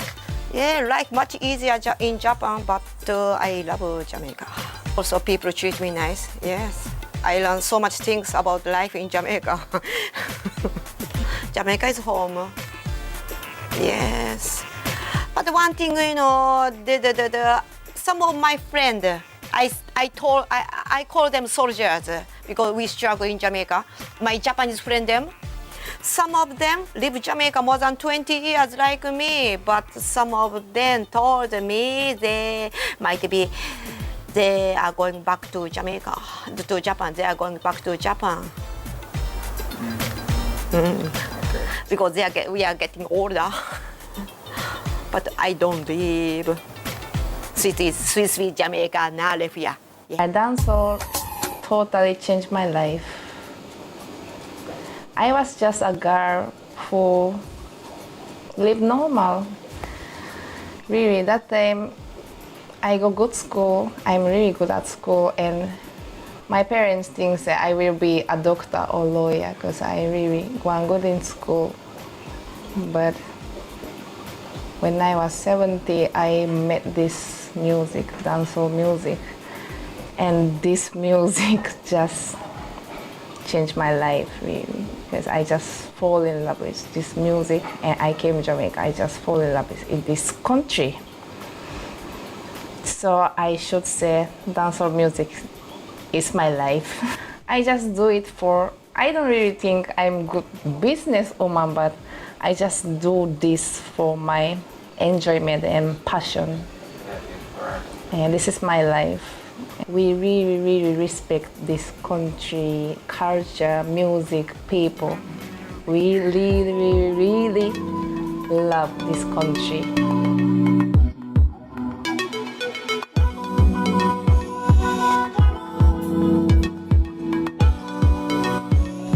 Your business matters. Business Access TV offers you the most innovative and effective advertising solution for your business, specializing in B2B sales, cost-effective solutions, the customers you want, the repetition you need. No matter the size and nature of your company, your business matters. Call us at 876-291-6233 or 876-376-4225. Email sales@batvja.com. We speak of not just decision making, but informed decision making. This week on Business Access. We want to have the numbers to support what we do, and we are in an age where, mistakes can cost, and we've seen it in other jurisdictions, we've seen it in our own history. I'm Wayne Henry, Chairman and Director General of the Planning Institute of Jamaica, PIOJ, and you're watching Business Access TV, serious about business.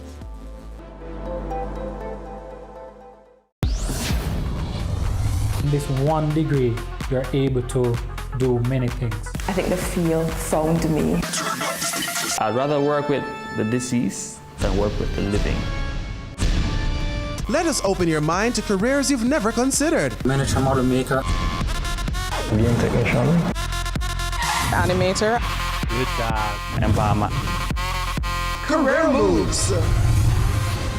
Anywhere money is, that's where I am. Hi, my name is Darin and I'm the Managing Director for Your True Shade. So the program that I participated in was Creating Wealth, and it would give viewers an idea of the different processes in Your True Shade, taking the products from the raw materials to the production and then finally to the consumer. Being on Business Access TV has definitely impacted my business because since the feature was aired, I got a lot of calls asking about the products, where they can get products, and asking additional information as well. Another thing that I did was to actually link the video to my social media posts so that persons can actually learn more about the brand. So for persons considering BATV, I would definitely recommend it because you will definitely see the payoff for it. Persons will definitely be interested in finding out more about you as well as your brand. Your business matters. Promote it on Business Access TV. I do have a dream, and I know you have a dream, that we can make Jamaica the place of choice for you to choose to live, to work, to do business.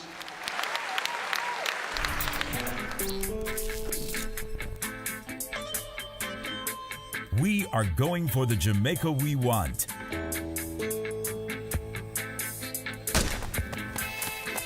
Making steady progress to achieve the Sustainable Development Goals in our National Development Plan, Vision 2030 Jamaica. We have teamed up with valued partners, working through strong institutions to reduce inequalities in our society. We commit to being responsible in our production and consumption, ensuring we build sustainable communities in harmony with nature.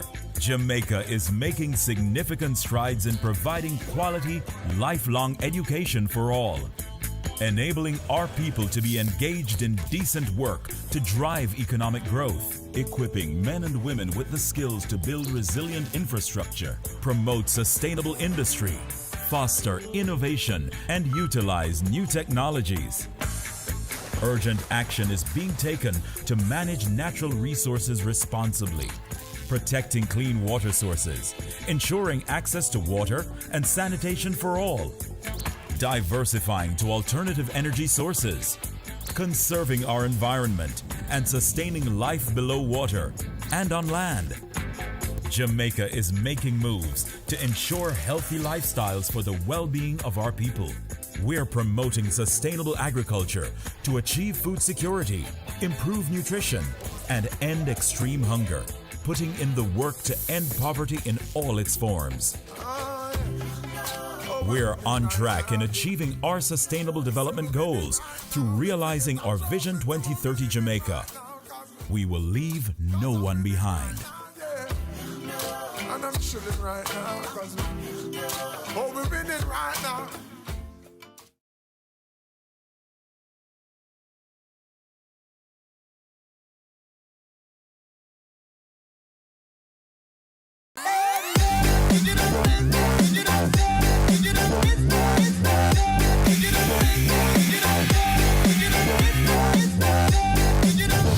This week on Home Sweet Home, we go around Jamaica to visit a few of our most historical homes, each with their own little story. Our first stop, let's find out.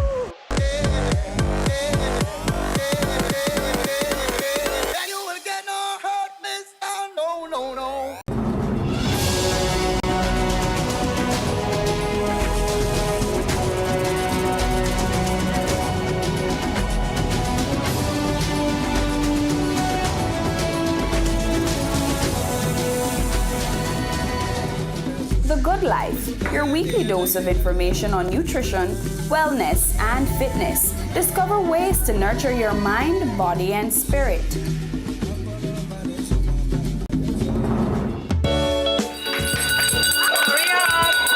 Creating change. Building a future. Caring hands.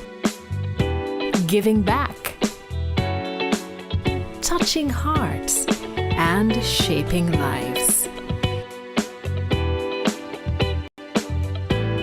Impacting our world for the better.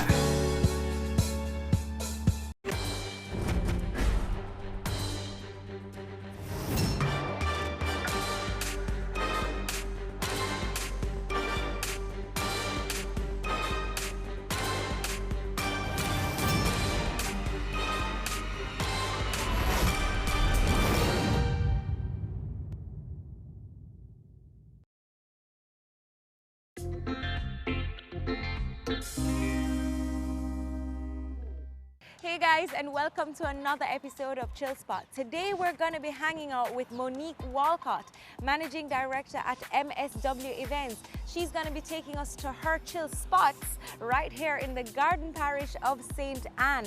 It promises to be anything but laid back, so grab a snack and get ready to enjoy.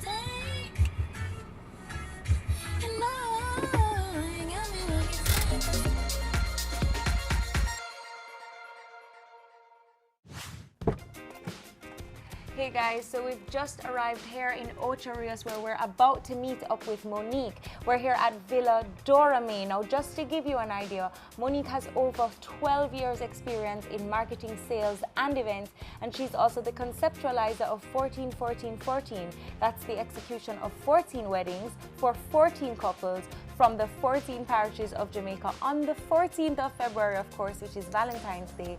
She's also a devoted mother of 4, so she loves to spend time with her family, and she's also a self-proclaimed foodie.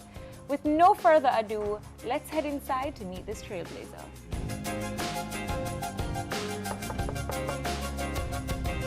Hi, Monique. Hi. How are you? I'm well. How are you? Come on in. Thank you. Hi. Can I get a hug? Thank you.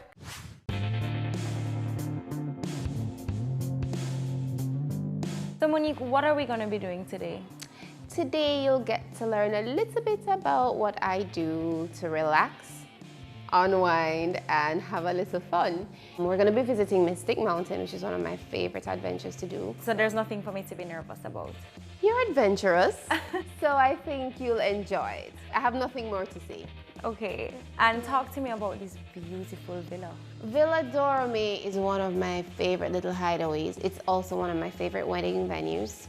And it's a new property, very different from the others that we've seen. There's so many villas in Jamaica, but what is unique about this one is that even though it's not on the beach, it's so tucked away, you really get that sense of seclusion and privacy.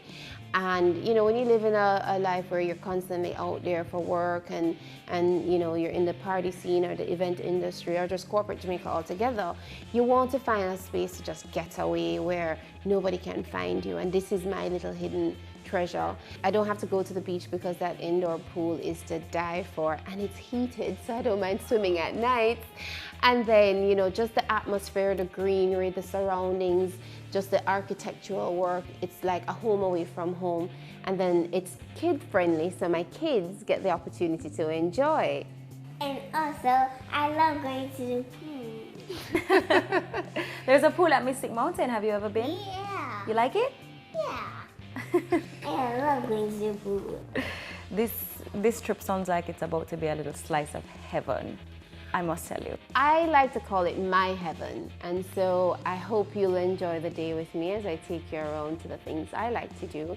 But note to self, as skinny as I may be, food is a must, so ensure that you left your palates open and your stomachs empty because we're gonna be eating too. That's my favorite part of doing the show, the food. Good, I like that. Are you hungry? She's so cute. So now we're gonna get a little tour of the property, I understand. Yes, and meet the rest of the gang.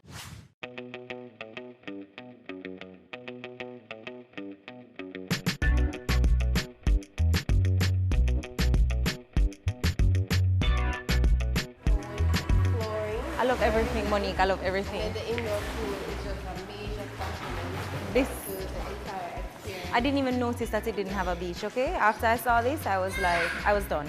That was it for me. Hi guys, say hi guys. Hi, having fun? Yes.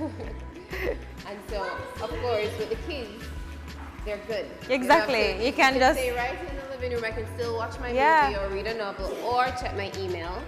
and still be able to give an eye on them and make sure they're good. And the pool actually seems pretty shallow. No diving. Right, no diving. But definitely you're able to do some laps, and it even works better at night when we have a bartender for the swim-up pool bar. That's when the lovely. kids are in bed. Right.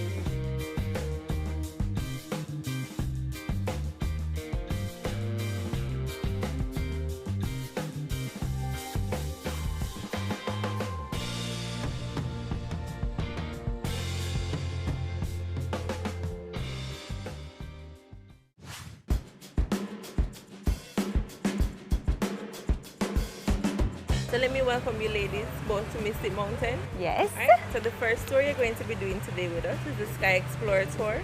It's a 15-20 minutes ride from here to the main park. It gives you a scenic view of Ocho and its surrounding areas. Is it scary? No, it's not scary. Nice and slow. All right. So how high do you go? It takes you approximately 700 feet above sea level. 700 feet above sea level. I just love it. It sounds nice though.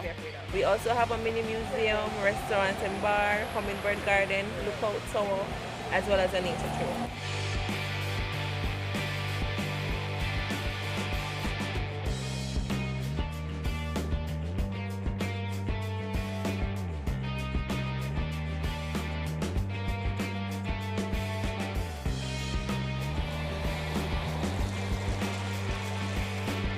The bobsled ride is 5 minutes maximum. Okay. Starts, ends in the same location. You are in control of your speed. Okay. Right? Takes you halfway through the rainforest. At the end of the ride, you're automatically pulled back to the main park. We ready? We can go? We're excited. We want to go. We want to go. The walkway straight ahead and across the road. All right. Thanks, Kim.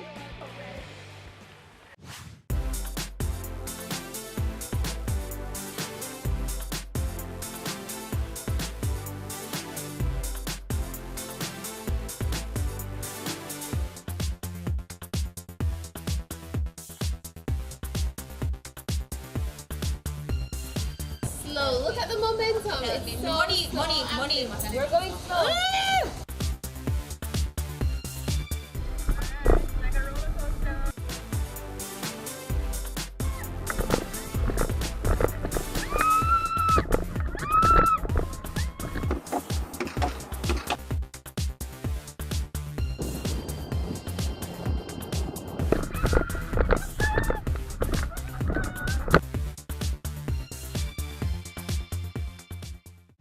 Coming up, what would you say is the biggest misconception about event planning?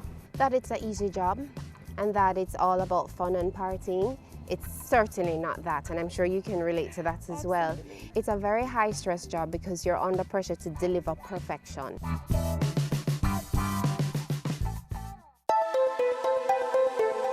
We speak of not just decision making, but informed decision making. This week on Business Access.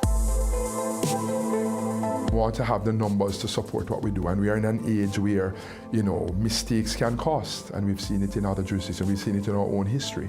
I'm Wayne Henry, Chairman and Director General of the Planning Institute of Jamaica, PIOJ, and you're watching Business Access TV, serious about business. M&A Strategy and Advisory. Are you planning for a merger or acquisition? M&A transaction. The decision to embark upon an M&A transaction is not one to be taken lightly. Whether pursuing a merger or acquisition or considering a disposal or divestiture, the complexities of an M&A transaction require careful planning and execution. Clients can depend on our specialist teams to lead or support transactions requiring specific expertise on issues including business modeling, fast-track M&A, economic consulting, and government public sector advice. With deep experience, knowledge, and tools, Darin Global can meet stakeholder targets and expectations. Darin Global consulting teams can help you make smarter, more effective decisions. Let's have a conversation. Contact us at email info@darin.global. Website https://darin.global.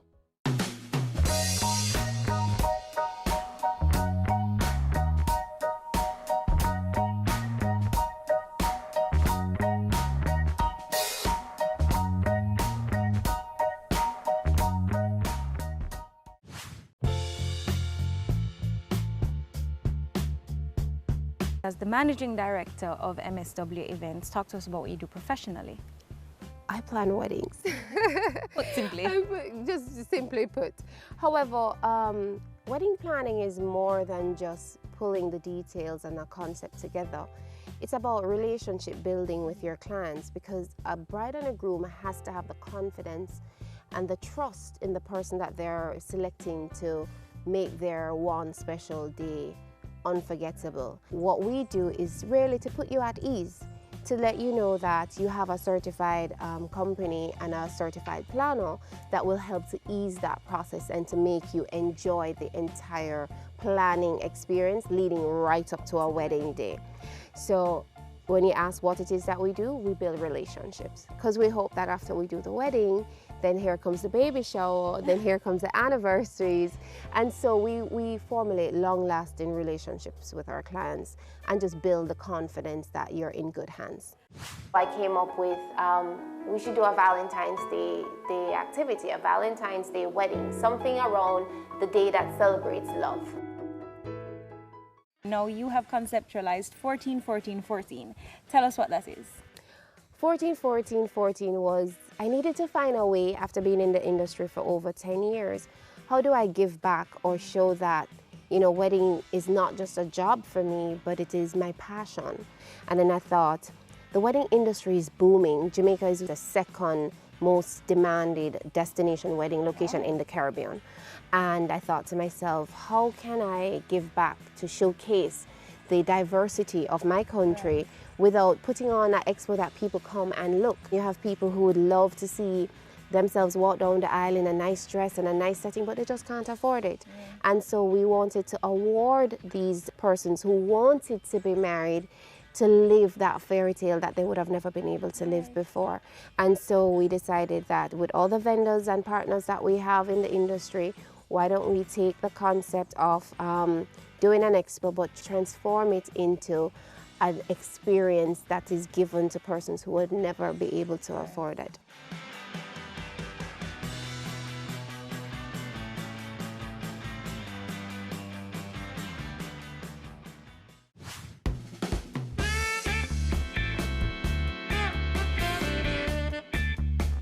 Now, even though planning weddings is your MO, you don't just plan weddings. Tell us about some of the other events that you work on.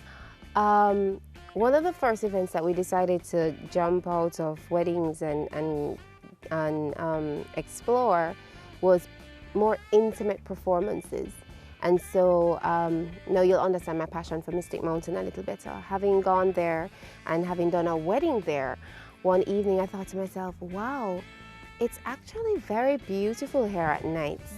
And then we thought of doing an event called Mystic Moonlight, which would allow for a very one-on-one performance with, think of a Soundfest without all that crowd and without feeling like the stage is 10 million miles away from you, and where you have the artist being able to walk and touch you and sing to you and perform right there. And Mystic Mountain, Mystic Moonlight was one of the first events that we decided to get into a little bit more, not necessarily a dance, but more an evening of fine dining and entertainment and more like a relaxation type of setting. And that was very successful. We did 3 series. And we're looking into starting that again. So people would enter Mystic Mountain via the chairlift at night. to come onto the top of the mountain, which was lit. The air is cool, the stage is right there, it's not far from you, the artist is in the crowd with you singing and dancing, and you get that whole intimate performance, and you get to relax and unwind without feeling any pressure of all this crowd on you, or the pressure of feeling like you need to belong in a VIP. Everybody was a VIP. Right. Everybody, there's no segmenting, and I feel like sometimes we need to get away from segmenting everybody in the event industry. Partying and events are about bringing people together. So why is it that I need to be in a VIP and you need to be in general? When we go out, it's about enjoying ourselves, meeting people, engaging people, and just living in unity and enjoying. Music is one of the greatest forms of bringing people together.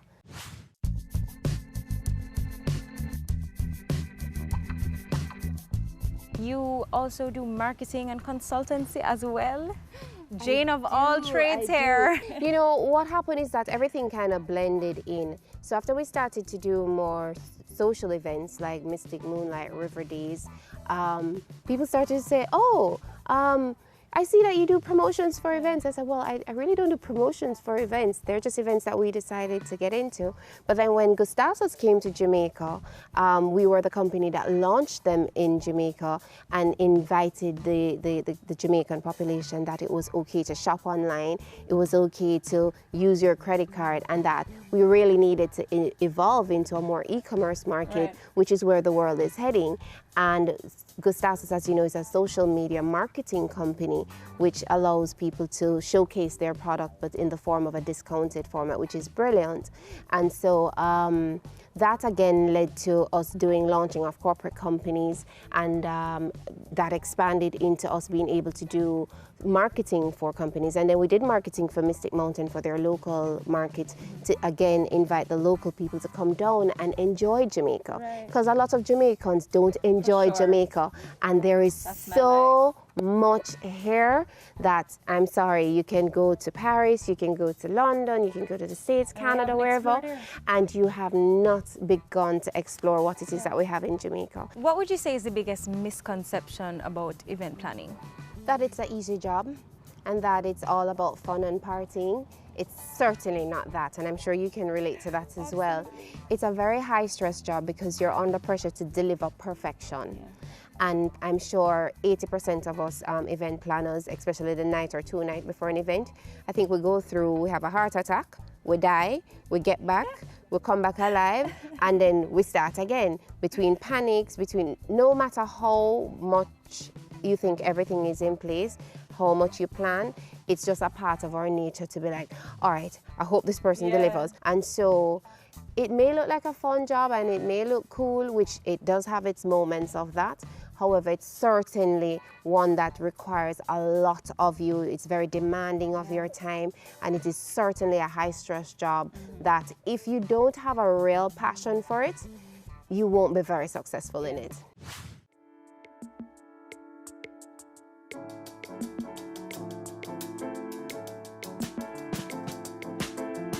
Now, Monique, where do you see yourself in the future? What's the contribution that you'd really like to make? One of the things I'd love to see for Jamaica in particular in the industry is that we need an association. Everything becomes a little dogmatic in terms of how we operate, you know, but there's so much out there for everybody to benefit. And being the second most demanded wedding destination or event destination in the Caribbean, then we need to allow people to trust that they're coming into an island with professionals, that they don't have to be worried about whether or not this person is going to be able to deliver. So an event and wedding association is something I'm currently working on to see if we can just ensure that all the vendors are able to be in an association that they can contact. So if you're coming into Jamaica, you want to plan a wedding, you need a florist, you need a DJ, you need a host, you need an MC, then the association is able to say, we have 10 florists, these are your options, we have 15 decorators, we have 20 DJs, etc., etc. And then that way we have a more unionized setting that people can have the confidence in. I think that's a brilliant idea.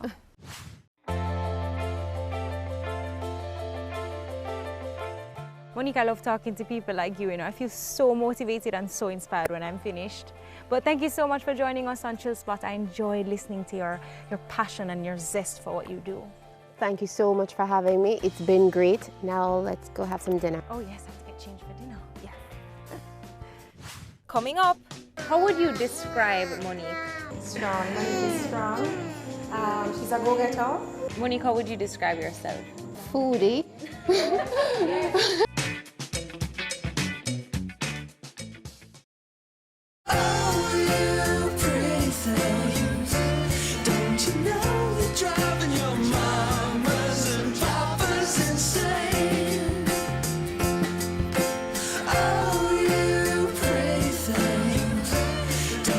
Great design is not only how things look, but also how well they work.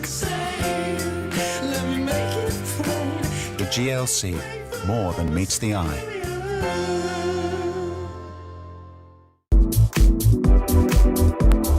Michelle Chung, CEO and co-founder of Honey Bun in Jamaica, and you're watching Business Access TV, serious about business.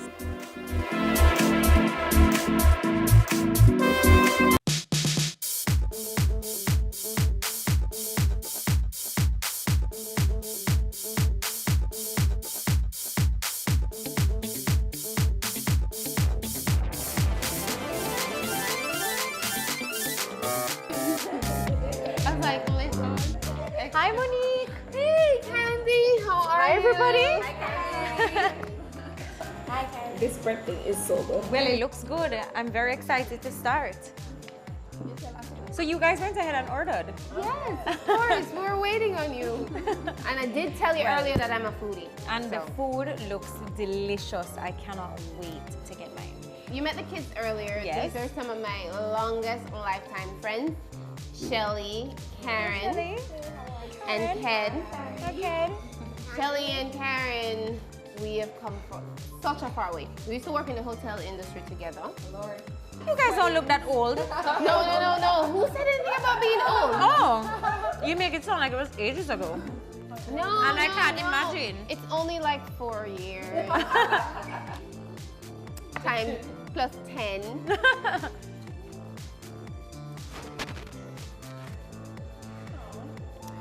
Yeah, so meet my friends, the real part of who I am, and please don't ask them any questions about me. Everything they say is a lie.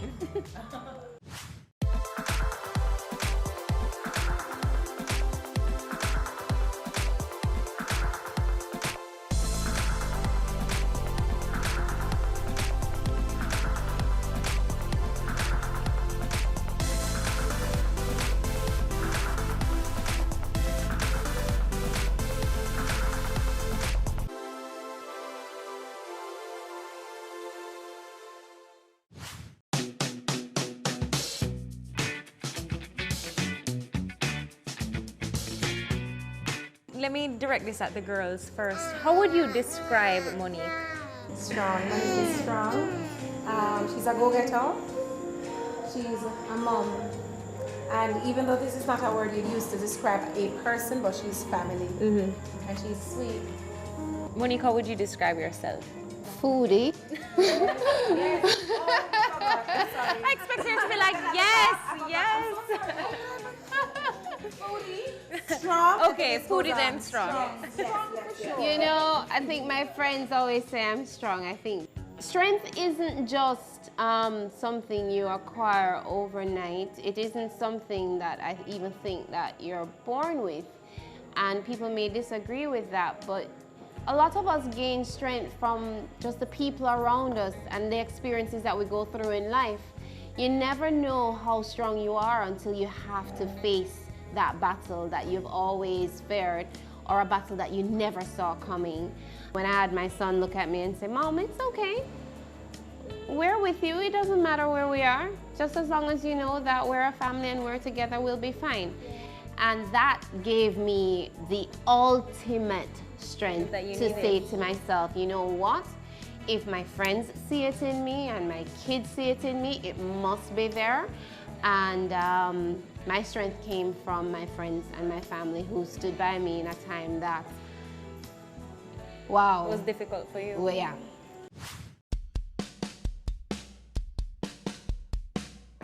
Switch gears a little bit and talk about your childhood. I'd love to hear about how you were raised and how all of that was. Oh, as a country girl, Pitney, run up and down barefoot and all. But you're from Ocho Rios? No. I know, I couldn't run up and down barefooted even if I wanted to. My mother would have scolded me. But I'm a country girl, very proud, from Ocho Rios. Okay, I was going to say where you from Ocho Rios, and I would have not had it any other way. My childhood was very exciting, I think. My mom worked in the hotel industry as a food and beverage manager, so most of my life I spent growing up in the hotels. So I was accustomed to eating sushi and caviar at a very early age, simply because I used to, you know, when I'm at work with my mom, she's in food and beverage. I'm always tasting food and sampling food, hence why I'm a foodie today. But I had a very what I would call real childhood. My brothers, my cousins, when you grow up in an environment where you were visiting your family and you're visiting your grandma and you're in the town and then your grandma is in the rural parts, and you know, I end up going to the river on a Sunday, cooking a pot on wood fire, roast breadfruit and roast yam, and they're making pepper pot soup and pepper shrimp soup and just everything on the river and breadfruit, and you never really realize just how much that meant until you're taken away from that environment, and then you realize just how real and natural life was in that setting where you had the best of both worlds. Where did you go to school? I went to St. Hilda's and I boarded, yes. But then again, that would not have been so long ago, right? That you were in high school. Oh, absolutely not. No, just the other day, And these children, I mean, they just came into my life. And the 18-year-olds, right? Do you realize that telling me that I have an 18-year-old is me accepting that I'm have an 18-year-old? Stepping up in age? I do have an 18-year-old. She's in college in New York, and she is the definition of a strong woman. So Monique, tell us, what else do you like to do? Stay at home. That's an honest answer. Wait for 3 youngsters to crawl into bed and take over my bed space. I really like alone time with my kids. And I enjoy private and alone time with my friends. You know, when you're in the event and the social industry, you tend to be out there all the time and you're always on every scene and you're at an event and you're constantly going. So any opportunity that is a downtime for me is a time I take to reflect.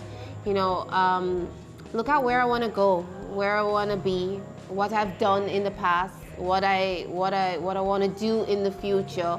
And a lot of that you can't do when you have so much things going on around you. And so outside of the adventures of finding hidden treasures, I really do enjoy spending alone time with my kids and some private time with my friends at home.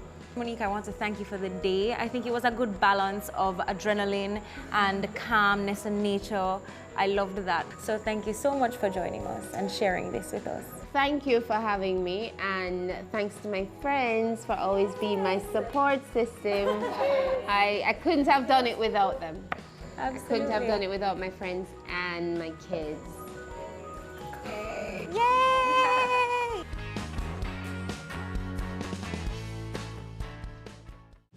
And that brings us to the end of another episode of Chill Spot. I hope you guys enjoyed it as much as I did, getting to know Monique and experiencing her very exciting Chill Spot.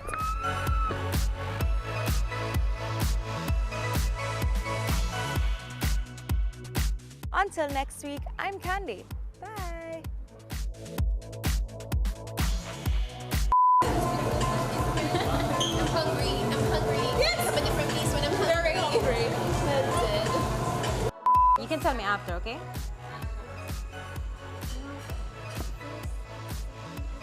So, tell us. I can't remember what I was supposed to say. I remember now. All right, ready. Action. 1, 2, 3, 4, 5. 6, 7, 8, 9, 10. Really? Possibly 11 and 12. Well, I was thinking maybe we could do 13 and 14. Ah, good idea. Nothing beyond 21, and then we're good.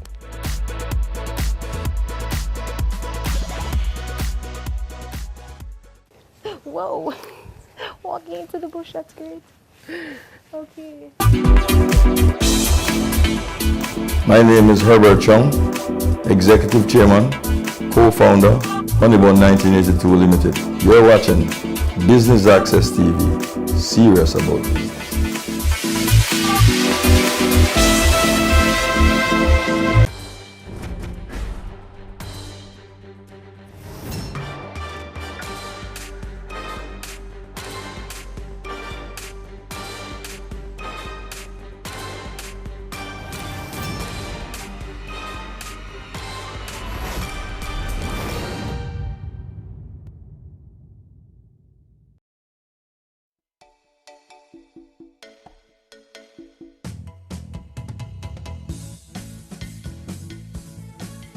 Cake decorating is one of the sugar arts that uses icing or frosting and other edible decorative elements to make plain cakes more visually interesting. Cameo delves into tasty cake decor this week.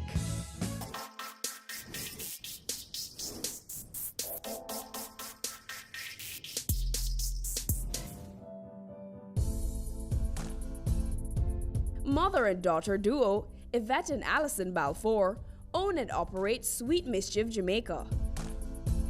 I'm Yvette Balfour. I'm one of the owners of Sweet Mischief Jamaica Limited. Our business started about 6 years ago. It really started with baking my nephew's wedding cake. You know, he wanted something special. You know, he knew that myself and my sister Annette, who I'd started business with, could bake, so you know, we said, okay, we'll do his wedding cake, and we did that, and everybody really loved the cake, you know. And after that, our first official job was making a medical cake. My niece, she had just graduated med school, so we did scrubs, and it had the pills, the syringes, everything on it, you know. And after that, business kind of took off.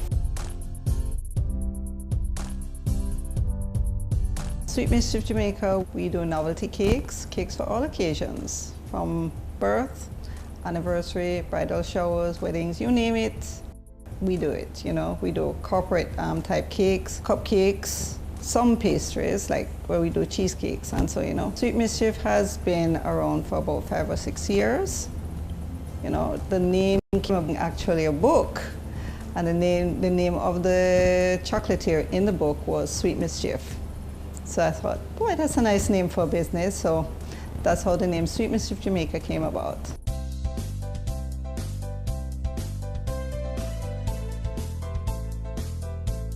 Our process starts basically with client contact. They decide, you know, what they want, what design they want. Sometimes they might come with their own design. Sometimes they will come in with an idea. You know, for example, they want like a movie theme cake. They don't have a picture of what they want, but they're able to convey to us exactly what they want to see in their design. After it's agreed on the design, the size, because our cakes are designed based on your need. We don't want to give you too big or too small a cake, so it's created and designed based on what you need. The flavor is decided on also, because we have several flavors. Cakes are baked, they're cooled overnight, because cakes freshly baked cannot be dealt with. They cannot be frosted, they cannot be fondant covered. So they're left to cool overnight, and then first step is shaping your cake, then crumb coating. Now, crumb coating is basically just a thin layer of frosting applied to the cake. Then return to the refrigerator to set again, to cool. When it comes out, it is frosted, refrigerated again, and then we start the process of fondant covering. Once the cake is fondant covered, then we can begin to apply designs, whether it be stencils, cutouts, edible sheets. It's applied at that time. If your cake demands a 3-dimensional topper, that is usually made at least 4 days in advance. whether it be baby shoes, giraffes, whatever. It's done beforehand. So that is the final stage where you apply your topper, your greetings, and then it's boxed and ready to go.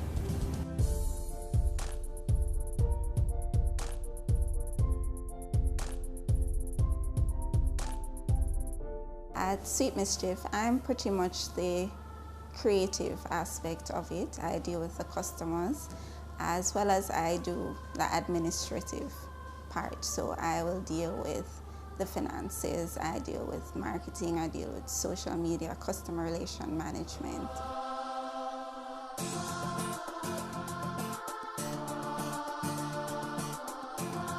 Knowing your family, I mean, their family, they're always going to be there. So it helps with the relationship. Working together, there's a synergy between us that it's hard to develop, and it's something that's been building over the years. So working with my mom and with close friends, it makes the job easier.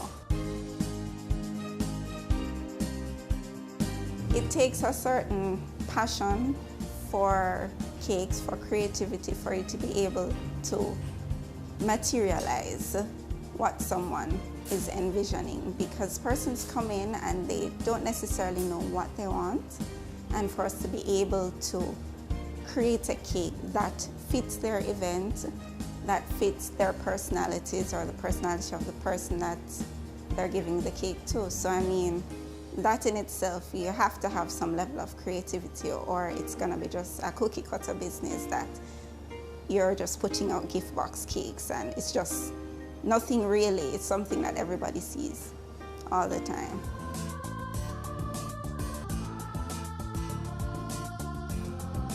I think you should find your niche in the market. Novelty cakes, they would really enhance an event. It goes outside of just doing a regular sheet cake. You're capitalizing on various events, various milestones. A group of people gathered is just a meeting. Once you have a cake, it's a party. We're able to cap each event, each milestone. You have birthdays, anniversaries. We did the ATL cake recently, which was a Hollywood themed cake. So I mean, various events you can use cake to celebrate it. Well, when I started cakes, I mean, there wasn't anywhere out there that offered formal training, specialized training for novelty cakes. What we did was we had to take to the internet. We watched a lot of videos, did a lot of research, and pretty much it was just trial and error, just trial and error. We had mistakes along the way, and we had to just turn to the internet and Google, oh, how do I fix this? How do I fix that? Even some of the cakes that you see on the internet or stuff, they don't work in Jamaica. We have heat, which is the worst.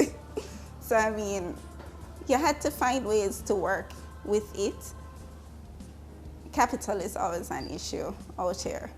Getting capital is one of the biggest issues with small businesses. So I mean, we were self-funded. So pretty much we had to just put some money aside and plan properly when it is we needed to buy big equipment, big items. So I mean, that in itself, and getting a loan without any form of collateral, for me, it didn't happen. It didn't happen. I didn't have a car, I don't have a house, nothing. So that in itself is a big challenge.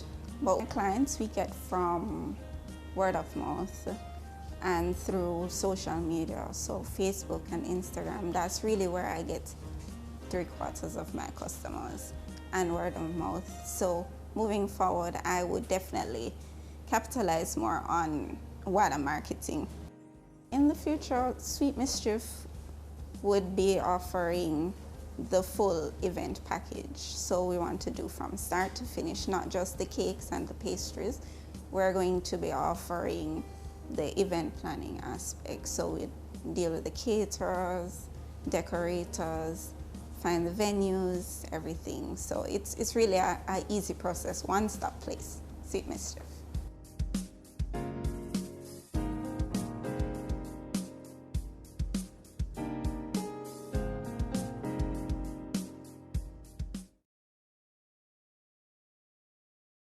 business matters. Business Access TV offers you the most innovative and effective advertising solution for your business, specializing in B2B sales, cost-effective solutions, the customers you want, the repetition you need. No matter the size and nature of your company, your business matters. Call us at 876-291-6233 or 876-376-4225. Email sales@batvja.com. We speak of not just decision making, but informed decision making. This week on Business Access. We want to have the numbers to support what we do, and we are in an age where, mistakes can cost, and we've seen it in other jurisdictions, we've seen it in our own history. I'm Wayne Henry, Chairman and Director General of the Planning Institute of Jamaica, PIOJ, and you're watching Business Access TV, serious about business.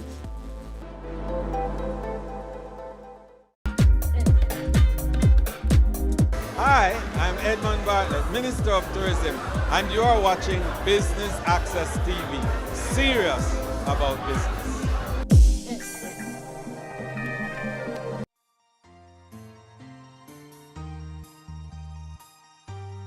Camille Flim of Cake Couture Jamaica has been a sugar artist for 4 years. She talks to us about her business.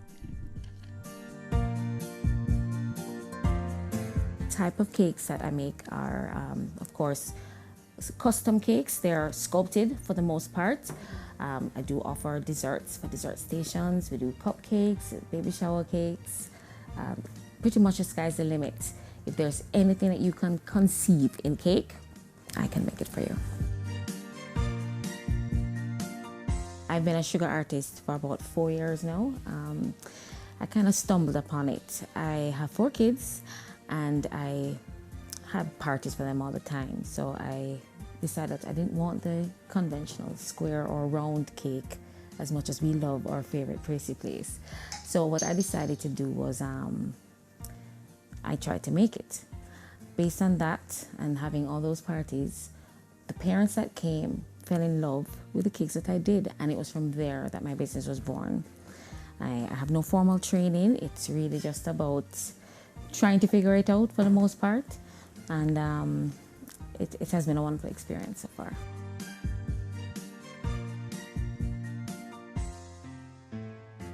Start to finish, what you'd have to do is you speak to your client first. Once you speak to your client, you have an idea as to what the event is. You have birthdays, weddings, any of those occasions. From there, we determine the size of cake that for serving purposes or just for display, and then a lot of research goes into it. Normally, I'm provided with a picture or an image, be it an invitation or another cake that they found online, but I prefer to have the bespoke element into it. I prefer if I could make something specially for them. So I ask them to send me multiple images, let me know what it is that they like from each image, and then from there, we create something specially for them.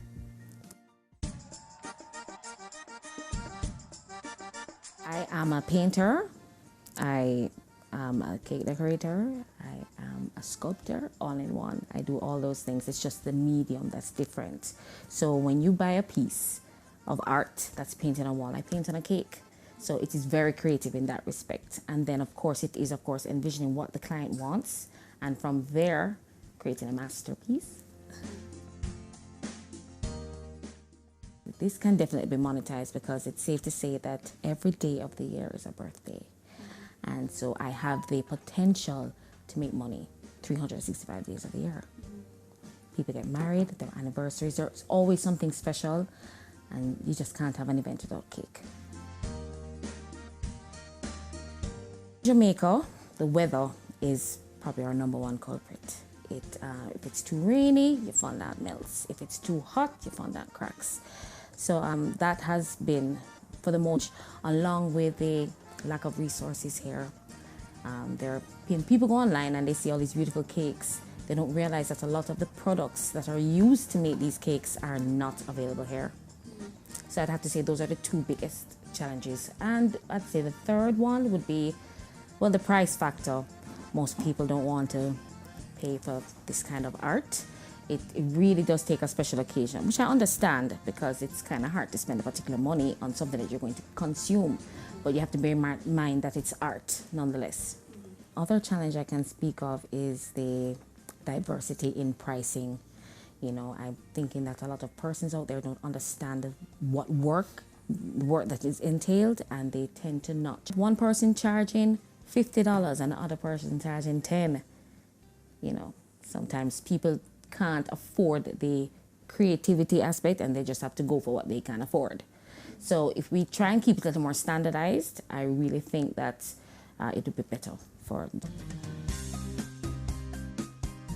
To address those challenges, I would say people need to sit down and work their costings out. Most people charge based on materials and they don't charge for their labor. They don't charge for what they do themselves, and they need to understand that their time is money and it's a valuable asset.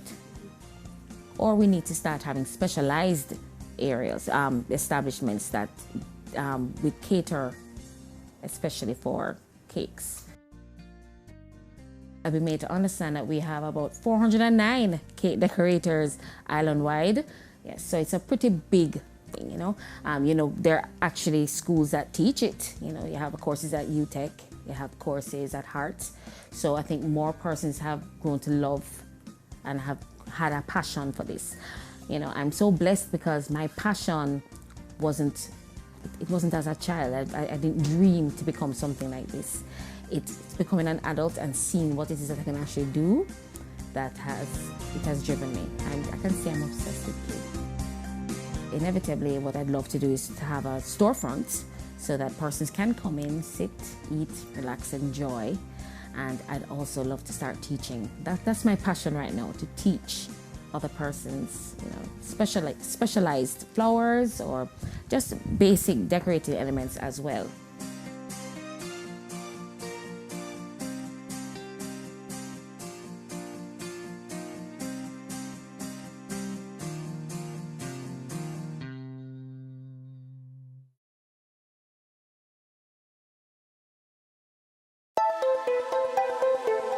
We speak of not just decision making, but informed decision making. This week on Business Access. We want to have the numbers to support what we do, and we are in an age where, you know, mistakes can cost, and we've seen it in other jurisdictions, we've seen it in our own history.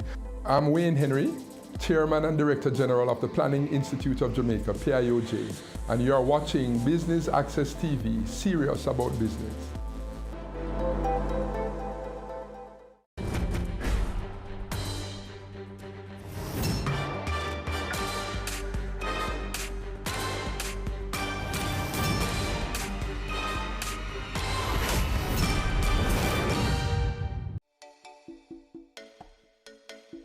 Leanne Morrison of Leanne's Sweet Tooth specializes in designer cakes and pastries.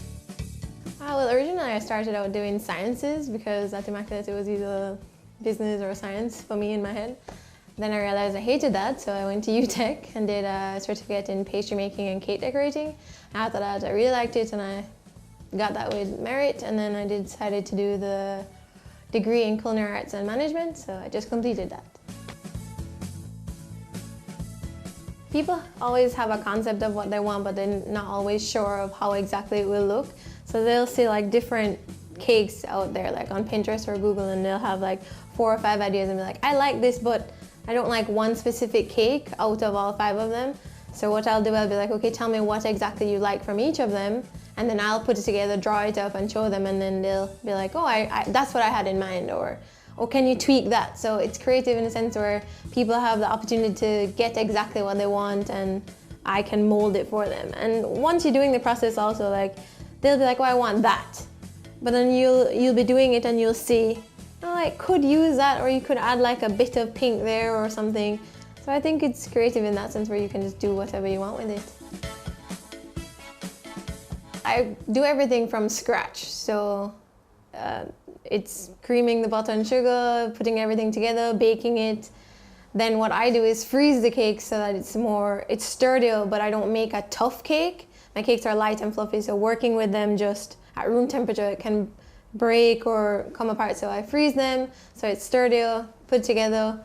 It's a lot of freezing and icing, and then depending on if it's just an icing cake like this one, or if it's covered in fondant or whatever, then icing it would just continue from the frosting, but the buttercream has to be completely smooth, and then fondant, and then do all the decorations. But because there's so many different types of cakes, like simple ones like this, or elaborate wedding cakes that have cascading flowers coming down, I mean, the process could be a day to up to 2 weeks, depending on what it is. I feel like you can't put a value on creativity per se. It's what you monetize is your time, the time it takes to do this or do the elaborate wedding cake with cascading flowers.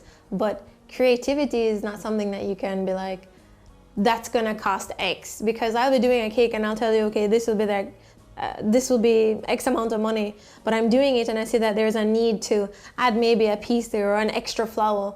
But I would never be like to the client, oh, it's gonna be $500 more because I added an extra flower. I just saw it's gonna make it look better. Having specialty items here, like whether it be tools or ingredients, like say for macarons, the French macarons, the little things that you sandwich, they use almond flour, which isn't common, it's quite expensive. So what would cost, say, $1 in the States or euro in France or whatever, would be way more here because we have to include the import cost. So you'll find that more specialty cakes and more elaborate cakes are gonna cost more for people here, and then they're gonna be like, oh, but when I was away, it wasn't that expensive. It's too expensive here, but you can't really control that. Like, it's a country and this is what's available to us. So the biggest issue would be that things are gonna cost more because we have to keep importing things.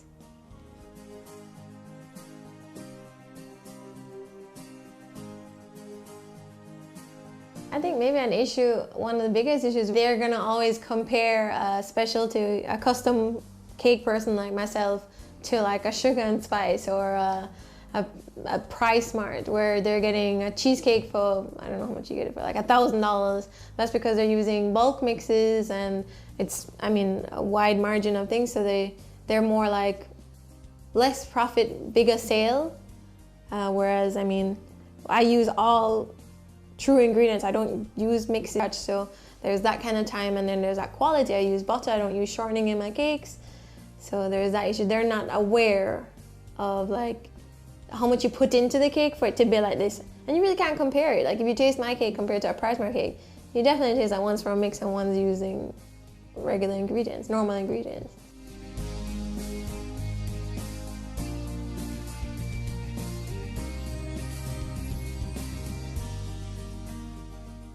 You just have to stand your ground and maybe educate people. Like, I mean, okay, well, try it. See the difference. Look at the quality of things. Look at my cheesecake compared to a Price Mart cheesecake. You're not getting jam on top. You're getting fresh fruits or freshly made toppings. You put in long hours on your feet doing sometimes tiny little decorations that break, and then you're like, no, don't break. Or you're assembling a cake and it tips and it drops, and so you have to love it because it's nerve-wracking, it's hard work, it's patience dealing with people, dealing with the actual frostings, and in a country that's so hot, and sometimes you have to do some weird things to keep it together. You have to love it because it wears you down, and if you don't love something and it wears you down, you're just gonna give up, and it's just gonna show in your work, and everything's gonna be off. An accountant, so she helps me with like my accounts and like saying, okay, well, you can do expo, you can spend X amount of money before you're gonna run out, or you can allot this for this year for marketing. And so she controls the business side of it so that I know where I can put my efforts into, or just doing samples randomly or things like that.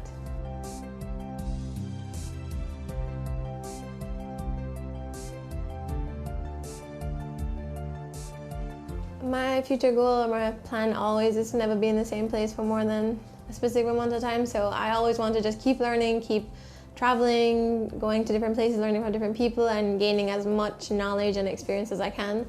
But maybe my sturdy goal, like when I'm ready to just sit one place and be an actual person, I obviously want like my own bake shop or cake place or cafe or cafes.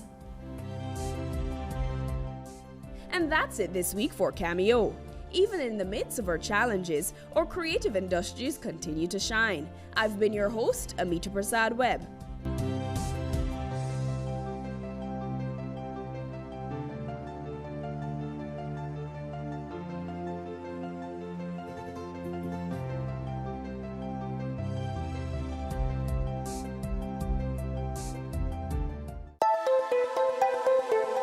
We speak of not just decision making, but informed decision making. This week on Business Access.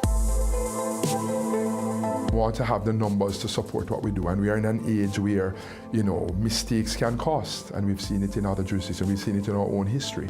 I'm Wayne Henry, Chairman and Director General of the Planning Institute of Jamaica, PIOJ, and you're watching Business Access TV, serious about business.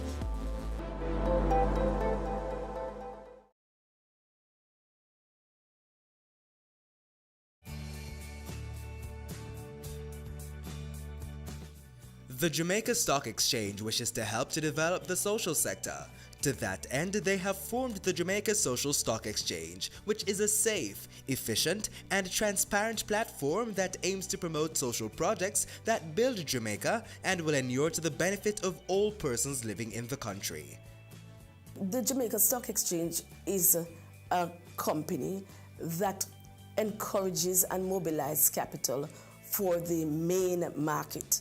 And that is the market that is not the social sector.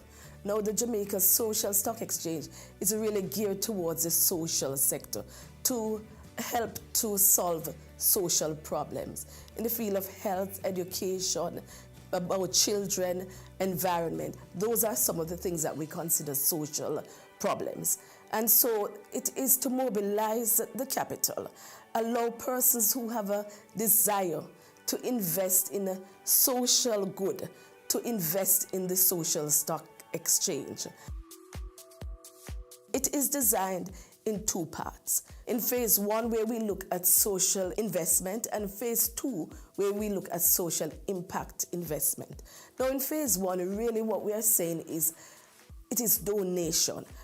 An organization will have a social issue and design it into a project or a program and invite Jamaicans or persons within the diaspora or the entire world to fund this program. Now in phase two, you're going to get a return on investment which is not social. You will be getting shares, natural shares, as you would get if you invested in the Jamaica Stock Exchange. And what you'll get is a return on capital, which is possibly dividend or an appreciation in that share. The Jamaica Social Stock Exchange does more than ask for the funding of these programs, but goes beyond that in terms of monitoring, ensuring that these programs are meeting the targets and the reason for them to have asked for funding in the first place. When we look at this new sector, it is important because holistically, if you do not look on the social sector, you do not improve the other sectors. We want to encourage all businesses in Jamaica to have a corporate social responsibility because it is good for encouraging and the growth and development of businesses.